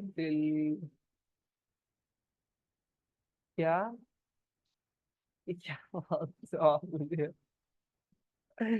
ये मुझे ऐसा क्यों लग रहा था वो गलत चक्कर में पड़ रहा हूँ दुलारी। सो 3 मार्क्स का आपको सिर्फ ये जो है वो क्वेश्चन दिया हुआ है, इतना सारा फालतू। मैंने ऐसे नहीं बनाई थी, क्या नहीं बनाई थी ऐसी। अरे मतलब ये सीरीज में कैसी भी हो सकता है, मतलब सीरीज में तुम हीटर यहाँ पे बना दो, विद एलडीआर यहाँ बना दो, एम मीटर यहाँ बना दो, इट डज नॉट मैटर, बस ये तीनों की तीनों लाइन में होने चाहिए, they should be in a line, ठीक है। ऐसा ना हो कि एलडीआर इसके अक्रॉस में लगा हुआ हो, ये ना हो, they should all be in a series circuit, line के बाद लाइन, ठीक है। बाकी मुझे व्हाट्सएप भेज दो, मैं देख लेता हूँ, बता रहा हूँ तुम्हें। जब भेज दो मुझे व्हाट्सएप पे सर चेक कर ले, और मुझे चैट में लिख देना है पे। The heater is a wire made of metal of resistivity this much, the wire has length 2 meters and cross sectional area this much। अच्छा जी, सही है माही, परफेक्ट है, कुछ गलत नहीं है इसमें। The heater is a wire of metal of rigidity this much, the wire has length 2 meters and cross section area this much, the reading on the voltmeter is this much, calculate the resistance of the heater। resistance can be worked out using based on the information rho L over A से हम निकाल सकते हैं। रो हमको दिया हुआ है 1.1 into 10 की पावर -6। लेंथ क्या है हमारी, हमारी लेंथ जो है वो 2 है, और हमारा क्रॉस सेक्शनल एरिया जो है वो 3.8 इंटू 10 पावर -7 है। What is the resistance, 5.789। And now since this is two significant, two significant, हम सब कुछ टू सिग्निफिकेंट ही राउंड ऑफ कर लेते हैं, so let's round this off to 5.8 ohms। The reading on the ammeter, reading on the ammeter कैसे निकलेगी, V equals to IR, right? So V equals to IR। V क्या है, इस heater का वोल्टेज जो है वो 4.8 है, ठीक है। रेजिस्टेंस इसकी हमको पता है वो 5.8 है। We can work out the current through the heater, not total V over total R, total V तो पता ही ना, हमें वोल्टेज पता है इसका हीटर का, और हमें रेजिस्टेंस पता है हीटर की, तो हम हीटर का करंट निकाल लेते हैं, वो करंट क्या आ रहा है, that is coming out to be 0.827, that's 0.827। Once again हम इसको टू सिग्निफिकेंट राउंड ऑफ कर लेते हैं, सो 0.83 हो जाएगा। दूसरी बात, आपको पता भी होगा कि सीरीज सर्किट में करंट जो है वो सेम रहता है, तो your current will remain same, all of that, yes, for the whole circuit it will be same। moving onwards, the heater is replaced by a new wire, the new wire is made of the same metal as wire in B and has same length but larger diameter, ठीक है। Diameter उन्होंने larger कर दिया है, value क्या थी 0.83, 0.83, ठीक है। अच्छा, the resistance of the LDR remains constant, state and explain whether the new wire has a resistance that is greater than, less than or the same as that of the wire in B। तो greater होगी, less होगी या same होगी अगर मैं diameter बड़ा कर दूं, less. And why is that, why less, because we all know resistance is rho L over A, and we all can see that resistance is inversely proportional to area। तो जब आप diameter बढ़ाओगे तो diameter के बढ़ाने से area बढ़ेगा, area बढ़ेगा तो रेजिस्टेंस आपकी डिक्रीज करेगी। So we can write this down as diameter increases,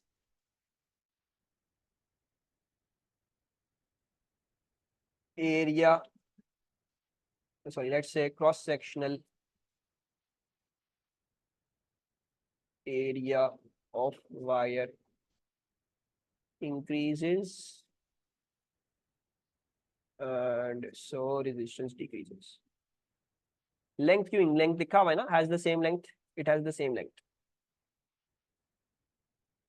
याद रखने के लिए क्या, पता नहीं तुम्हारी लॉजिक क्या है, पाई डी स्क्वायर अपॉन 4 तो मैंने बोला था, कौन सी वाली लॉजिक?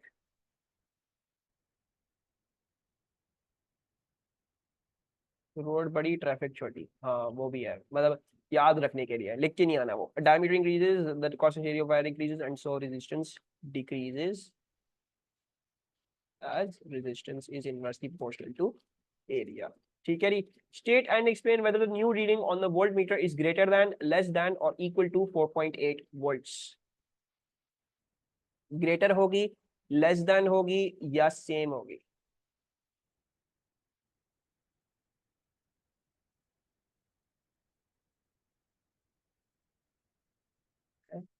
एक सेकेंड. ओके ठीक है. So let's see. अच्छा, अब आपने रेजिस्टेंस डिक्रीज किसकी करी है, ये बात आपके ध्यान में रहे कि रेजिस्टेंस डिक्रीज हुई है आपके हीटर की. ठीक है. मैंने आपको बोला था कि अगर आपका रेजिस्टेंस इसकी डिक्रीज कर रही है तो you can make a direct comment on the voltage and your voltage will also decrease. आपको और कुछ आगे पीछे और देखने की जरूरत ही नहीं है, राइट? अच्छा, अब हम इसको कैसे सोचेंगे कि ये कैसे हो रहा है, क्या हो रहा है. Let's understand this. अच्छा, so the thing that is happening, इसकी रेजिस्टेंस हमारी डिक्रीज करी है. ठीक है, हमारी रेजिस्टेंस जो है वो डिक्रीज करी है. अब how are we going to explain this fact कि इसका वोल्टेज कैसे डिक्रीज कर रहा है. ठीक है, मैंने P1 के लिए आपको बताया था कि आप आंख बंद करके ये चीज याद रखो, क्योंकि because it's going to be very very easy. अब एक्सप्लेन करने को आ गया, तो एक्सप्लेन करने का इसका तरीका क्या होगा. अच्छा, बेसिकली देखो, अब जो भी ये ईएमएफ है E, ये तो कांस्टेंट है ना, सही है. अब यही कांस्टेंट ईएमएफ इन दोनों पे बट रहा है. एमीटर तो कोई वोल्टेज नहीं खाएगा, इन दोनों पे वो वोल्टेज बट रहा है. Let's say this is V1 and that is some voltage V2. ठीक है, इसका कोई ना कोई वोल्टेज V1, इसका कोई ना कोई वोल्टेज V2 है. अगर इसकी रेजिस्टेंस डिक्रीज करेगी तो क्या होगा, इसका वोल्टेज डिक्रीज कर रहा है, उसका वोल्टेज इंक्रीज कर रहा है. ईएमएफ अभी भी कांस्टेंट ही रह रहा है, दोनों का सम ऑफ वोल्टेज सेम ही है. बस प्रॉब्लम क्या है कि it is taking lesser proportion of the voltage. When it's resistance will decrease, it will take lesser proportion of the voltage than this resistor, and therefore you will say ठीक है, इसकी voltmeter reading हमारे पास decrease कर देगा. ठीक है, ये समझ में आया एक्सप्लेनेशन सबको? अगर किसी को समझ नहीं आए तो प्लीज मुझसे दोबारा से पूछ ले. Okay, I explain this little bit दोबारा से. यहाँ पे लिख लेते हैं पहले, फिर मैं दोबारा से एक्सप्लेन करता हूँ. लेकिन मशहूद आए कांस्टेंट रह नहीं सकता ना, अगर रेजिस्टेंस डिक्रीज करिए तो करंट इंक्रीज कर रहा होगा. ठीक है, मैं एक और तरीके से समझाता हूँ. मैं हमसे दोबारा से रिपीट करता हूँ इस चीज को. अच्छा, let me write this down. The voltage या the volt meter reading will decrease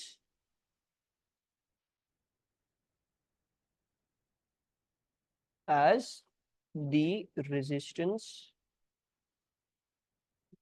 of the heater decreased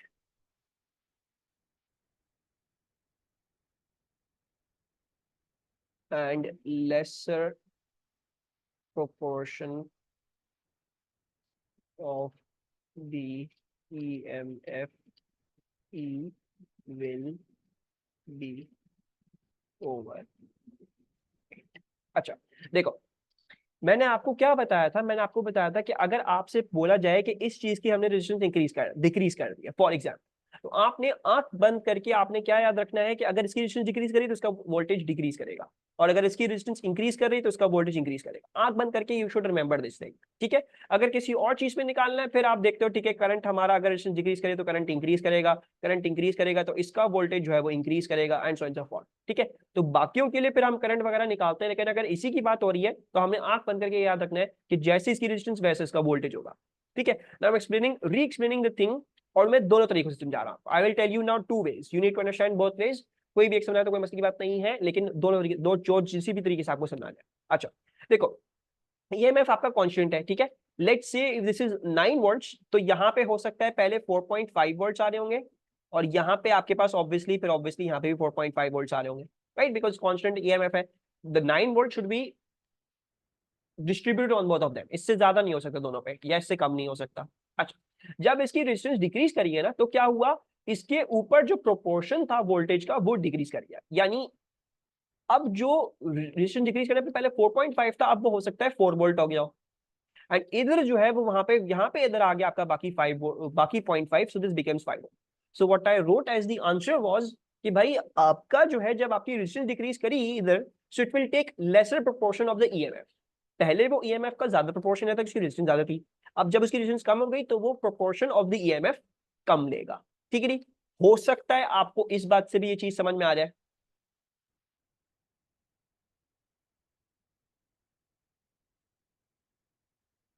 this is a voltage divider वाला फॉर्मूला। ठीक है, मैं नहीं पढ़ाता ये बिकॉज आई थिंक ये जो है वो बिलावरे का ओवरकिल है और उसको हम ज्यादा इस्तेमाल नहीं करते हैं। It's a little bit more to remember. But इसमें क्या है, इसमें भी ये यही बात बोल रहा है। ये बात बोल रहा है कि भाई तुम्हारा जो ईएमएफ है उसका कोई ना कोई प्रोपोर्शन R1 पे जाएगा, उसका कोई ना कोई प्रोपोर्शन R1 पे जाएगा और कोई ना कोई प्रोपोर्शन R2 पे जाएगा। ठीक है, तो आपने ये समझना है कि जब हम सीरीज में लगाते हैं ना दो रेजिस्टर्स को, तो सीरीज में लगाने का मकसद ये होता है कि ईएमएफ जो है वो इस पे थोड़ा सा बढ़ जाए और उस पे थोड़ा सा बढ़ जाए। अब अगर इसकी रेजिस्टेंस इंक्रीज करेगी तो इसका वोल्टेज बढ़ गया, उसका वोल्टेज गिर जाएगा। इसकी रेजिस्टेंस इंक्रीज, इसका वोल्टेज बढ़ जाएगा, उसका वोल्टेज गिर जाएगा। सो ये दोनों आपस में कांस्टेंट रह रहे हैं 9 वोल्ट पे। अगर ये बढ़ता है तो वो गिरेगा, वो बढ़ेगा तो ये गिरेगा। और ये किस बात पे है, इसकी रेजिस्टेंस की प्रोपोर्शन पे डिपेंड करता है। अगर इसकी रेजिस्टेंस ज्यादा है तो उसके पर वोल्टेज ज्यादा होगा, और उसकी रेजिस्टेंस कम है तो उसके पर वोल्टेज कम होगा। ठीक है, तो अच्छा, दूसरी बात क्या है एक्सप्लेन करने की, I can explain to you in another way as well. वो भी समझ लो, हो सकता है उससे ज्यादा अच्छे तरीके से समझ में आ जाए। देखो, the other way is to explain this is कि भाई जब इसकी रेजिस्टेंस डिक्रीज करी तो इसका वोल्टेज अभी फिलहाल भूल जाओ। ठीक है, लेट्स से अभी तो फिलहाल हमें सब उसके वोल्टेज के बारे में बता रहे हैं। जब इसकी रेजिस्टेंस डिक्रीज करेगी तो don't we all agree that यहाँ पे करंट जो होगा वो आपका इंक्रीज करेगा, बिकॉज रेजिस्टेंस डिक्रीज करी तो आर इफेक्टिव डिक्रीज कर गई, and so the current over here will increase. और फिर हमें पता है कि इसका जो वोल्टेज होगा V2 वो इंक्रीज कर जाएगा, right, because current into the same resistance will give me more voltage. अब हमें पता है 9 वोल्ट में से ज्यादा वोल्टेज यहाँ पे जा रहा है, सो दैट मींस कम वोल्टेज यहाँ पे आ रहा होगा। सो this is also another explanation that you need, that since the current increased, the voltage across the LDR is now more, therefore the voltage across the heater will now decrease because it still has to be equal to the constant EMF. You can use both methods to explain the same thing. सही है, I am copy pasting both of the answer down marking से भी वहां पे, ताकि आप लोग जब रिवाइज कर रहे हो तो आपको समझ में आ जाए। जिसको अभी भी समझ नहीं आया वो दोबारा से पूछ ले कि सर मुझे अभी भी समझ नहीं आया।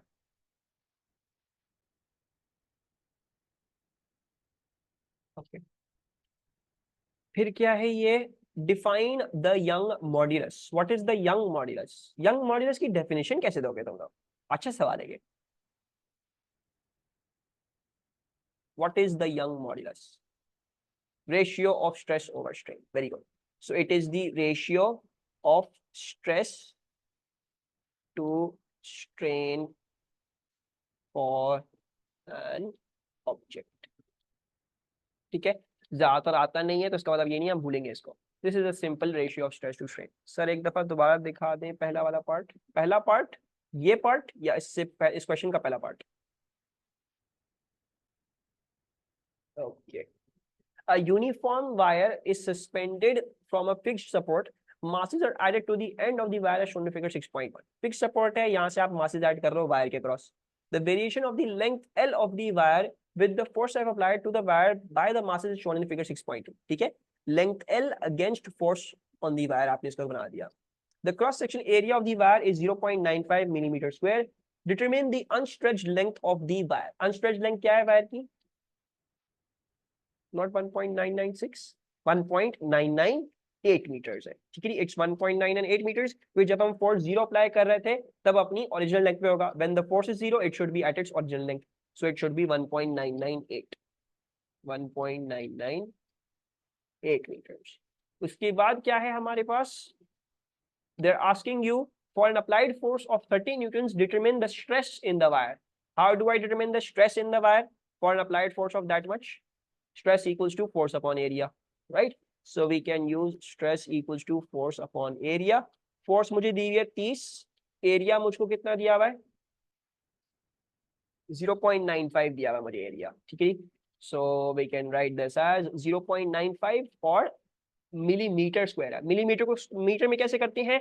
मिलीमीटर टू मीटर इज 10⁻³ अब क्योंकि तुम्हारे पास मिलीमीटर का स्क्वायर है तो मीटर के स्क्वायर में लेके जाने के लिए तुम्हें कन्वर्जन को स्क्वायर करना पड़ेगा। ठीक है, I have told this a little bit times अब तक, तो ये आपने याद रखना है, ठीक है। 10⁻³ को अगर हम मिलीमीटर को मीटर में लेके जा रहे होते हैं, so if it is millimetre to metre तो आप ये करते, लेकिन क्योंकि अभी हमें मिलीमीटर स्क्वायर को करना है तो आपको क्या करना पड़ेगा, आपको कन्वर्जन को भी स्क्वायर करना पड़ेगा, यानी 10⁻⁻6 हो जाएगा, ठीक है। Remember this rule is going to be handy for both AS and A two, दोनों में काम आएगा। मैं P1, अच्छा मुझे इसका राउंड ऑफ मतलब 3.2 इंटू 10⁻7 हो जाएगा, राइट।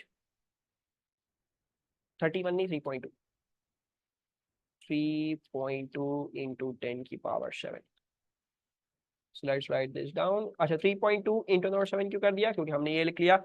अच्छा दूसरी बात ये वन सिग्निफिकेंट फिगर दिया हुआ, right. But one significant figure would become, sir अगर मिलीमीटर स्क्वायर को मीटर स्क्वायर में, यही तो करा है, मिलीमीटर स्क्वायर को मीटर स्क्वायर में तो करा है, मिलीमीटर स्क्वायर को मीटर स्क्वायर में तो करा है।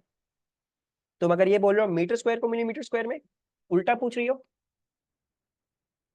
उल्टा फिर वही मामला, वहां पे डिवाइड कर दो 10⁻6 से, या मल्टीप्लाई कर दो बाई 10⁻6, ठीक है, ठीक है, कोई मसली बात नहीं है, वही चीज है। अच्छा अच्छा दूसरी बात ये क्या है, ये लिखा हुआ है वन सिग्निफिकेंट फिगर। अब मैं अगर इसको वन सिग्निफिकेंट कर दूंगा तो बहुत ज्यादा मेरी सिग्निफिकेंस लूज हो जाएगी ना, so therefore I am keeping it at least to 2 significant figures, ठीक है। मैं यहाँ पे इसको एटलीस्ट टू 2 सिग्निफिकेंट फिगर्स रख रहा हूँ। अच्छा लास्ट क्या है, the strain of the wire. Strain कैसे निकलता है, स्ट्रेन निकलता है अकॉर्डिंग टू मिसाल by delta L upon L, right, it's works out through delta L over L. अब वो बोल रहे हैं 30 न्यूटन की एक्सटेंशन के लिए निकालना, ठीक है।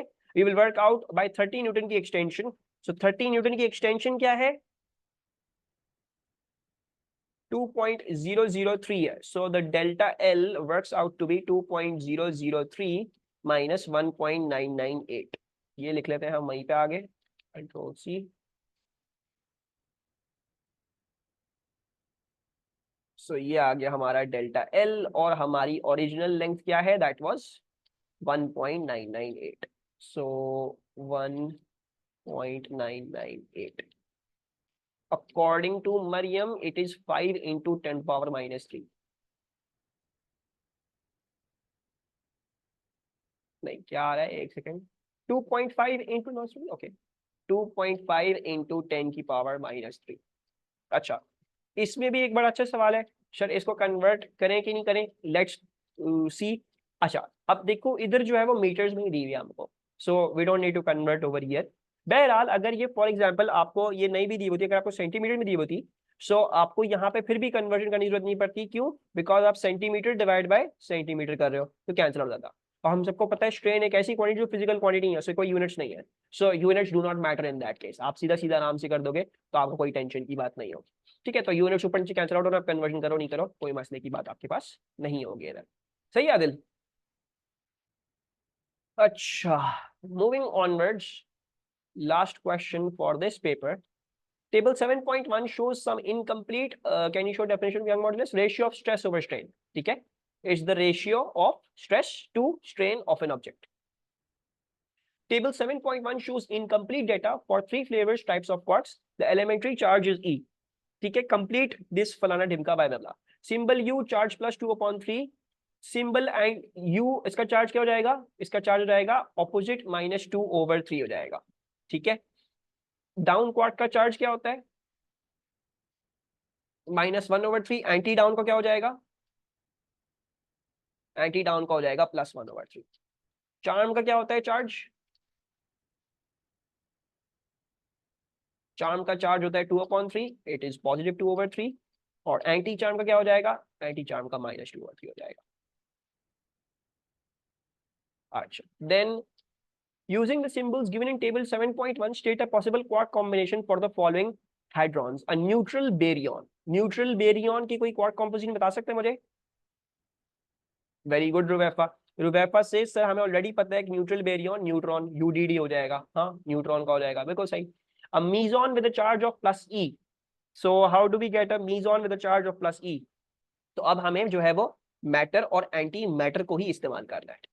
तो अब बताओ, अब बताओ, और तुम लोगों ने यूडी नहीं होगा, यूडी नहीं होगा, यू एंटी डी होगा, यू एंड एंटी डी, ये बोलना चाह रहे हो, you can say you anti D और डी एंटी यू, मतलब कोई भी आपके पास 2/3 और फिर उसका एंटी वाला का होना चाहिए कुछ भी, ठीक है। एक मैटर होगा तो एक एंटी मैटर लाजमी होगा। So let's say you can say U D, आप डी, सॉरी यू, हाँ डी, ये भी कह सकते हो यू और फिर डी हो गया। फिर अगर मैं यू को इन्वर्ट करूंगा, नहीं ये नहीं हो सकता। और क्या हो सकता है, यू और डी इन्वर्ट हो गया और सी और डी इन्वर्ट भी हो सकता है, ठीक है। So we can have C D like this as well. Quarks are fundamental particles. Electrons are another group of fundamental particles. State the name of this group. The name of this group is leptons. And state the name of another particle in this group. Another particle. हाइड्रॉन नहीं होता इसमें, tau होता है, ठीक है। You can electron, neutrino. Tau होता है, बिल्कुल सही है। टाउ होता है, मैं खुद ही बोल रहा हूँ, मीजॉन था, म्यूऑन था, टाउ है, म्यूऑन है। फिर आपके पास इलेक्ट्रॉन, न्यूट्रिनो है, ठीक है। एंड इसी तरह आपके पास जो है वो टाउ और उसका न्यूट्रिनो और म्यूऑन और उसका न्यूट्रिनो, आपको कोई भी एक लिखना है इधर, ठीक है। न्यूट्रॉन नहीं, न्यूट्रिनो होता है, ठीक है। Electron neutrino, tau neutrino, muon neutrino और एंटी न्यूट्रिनो भी हो सकता है, बिल्कुल सही है, आप एंटी न्यूट्रिनो भी लिख सकते हो। बाकी टाउ, म्यूऑन वगैरह ये सब आपके पास यहाँ पे आ सकते हैं। जी मरियम सर, मैंने टाउ लिखा था, नहीं है, कोई मसले की बात नहीं है इब्राहिम। इलेक्ट्रॉन एंटी न्यूट्रिनो क्या होगा, क्या मतलब क्या होगा electron anti neutrino? Anti neutrino होगा, अगर ये पूछो किस फैमिली में होगा तो वो भी इलेक्ट्रॉन की फैमिली में होगा। मैटर और एंटी मैटर वो दोनों एक ही फैमिली को बिलोंग करेंगे, ठीक है। चार्ज कुछ भी नहीं होगा। इलेक्ट्रॉन न्यूट्रिनो जैसे 0 0 होता है तो इलेक्ट्रॉन एंटी न्यूट्रिनो भी 0 0 ही होगा, ठीक है। सिर्फ वो बनता बीटा माइनस डीके में बनता है इलेक्ट्रॉन एंटी न्यूट्रिनो, ठीक है। बिकॉज मैंने आपको बताया था ना, पेयर प्रोडक्शन होती है। हाउ टू रिवाइज रिजेक्टेड, रट्टा मारो। पॉजिट्रॉन लिख सकते हैं, जी फिजा पॉजिट्रॉन लिख सकते हो। आप इलेक्ट्रॉन का भी एंटी लिख सकते हो, वो भी लिख सकते हो, उसमें कोई मसले की बात नहीं है।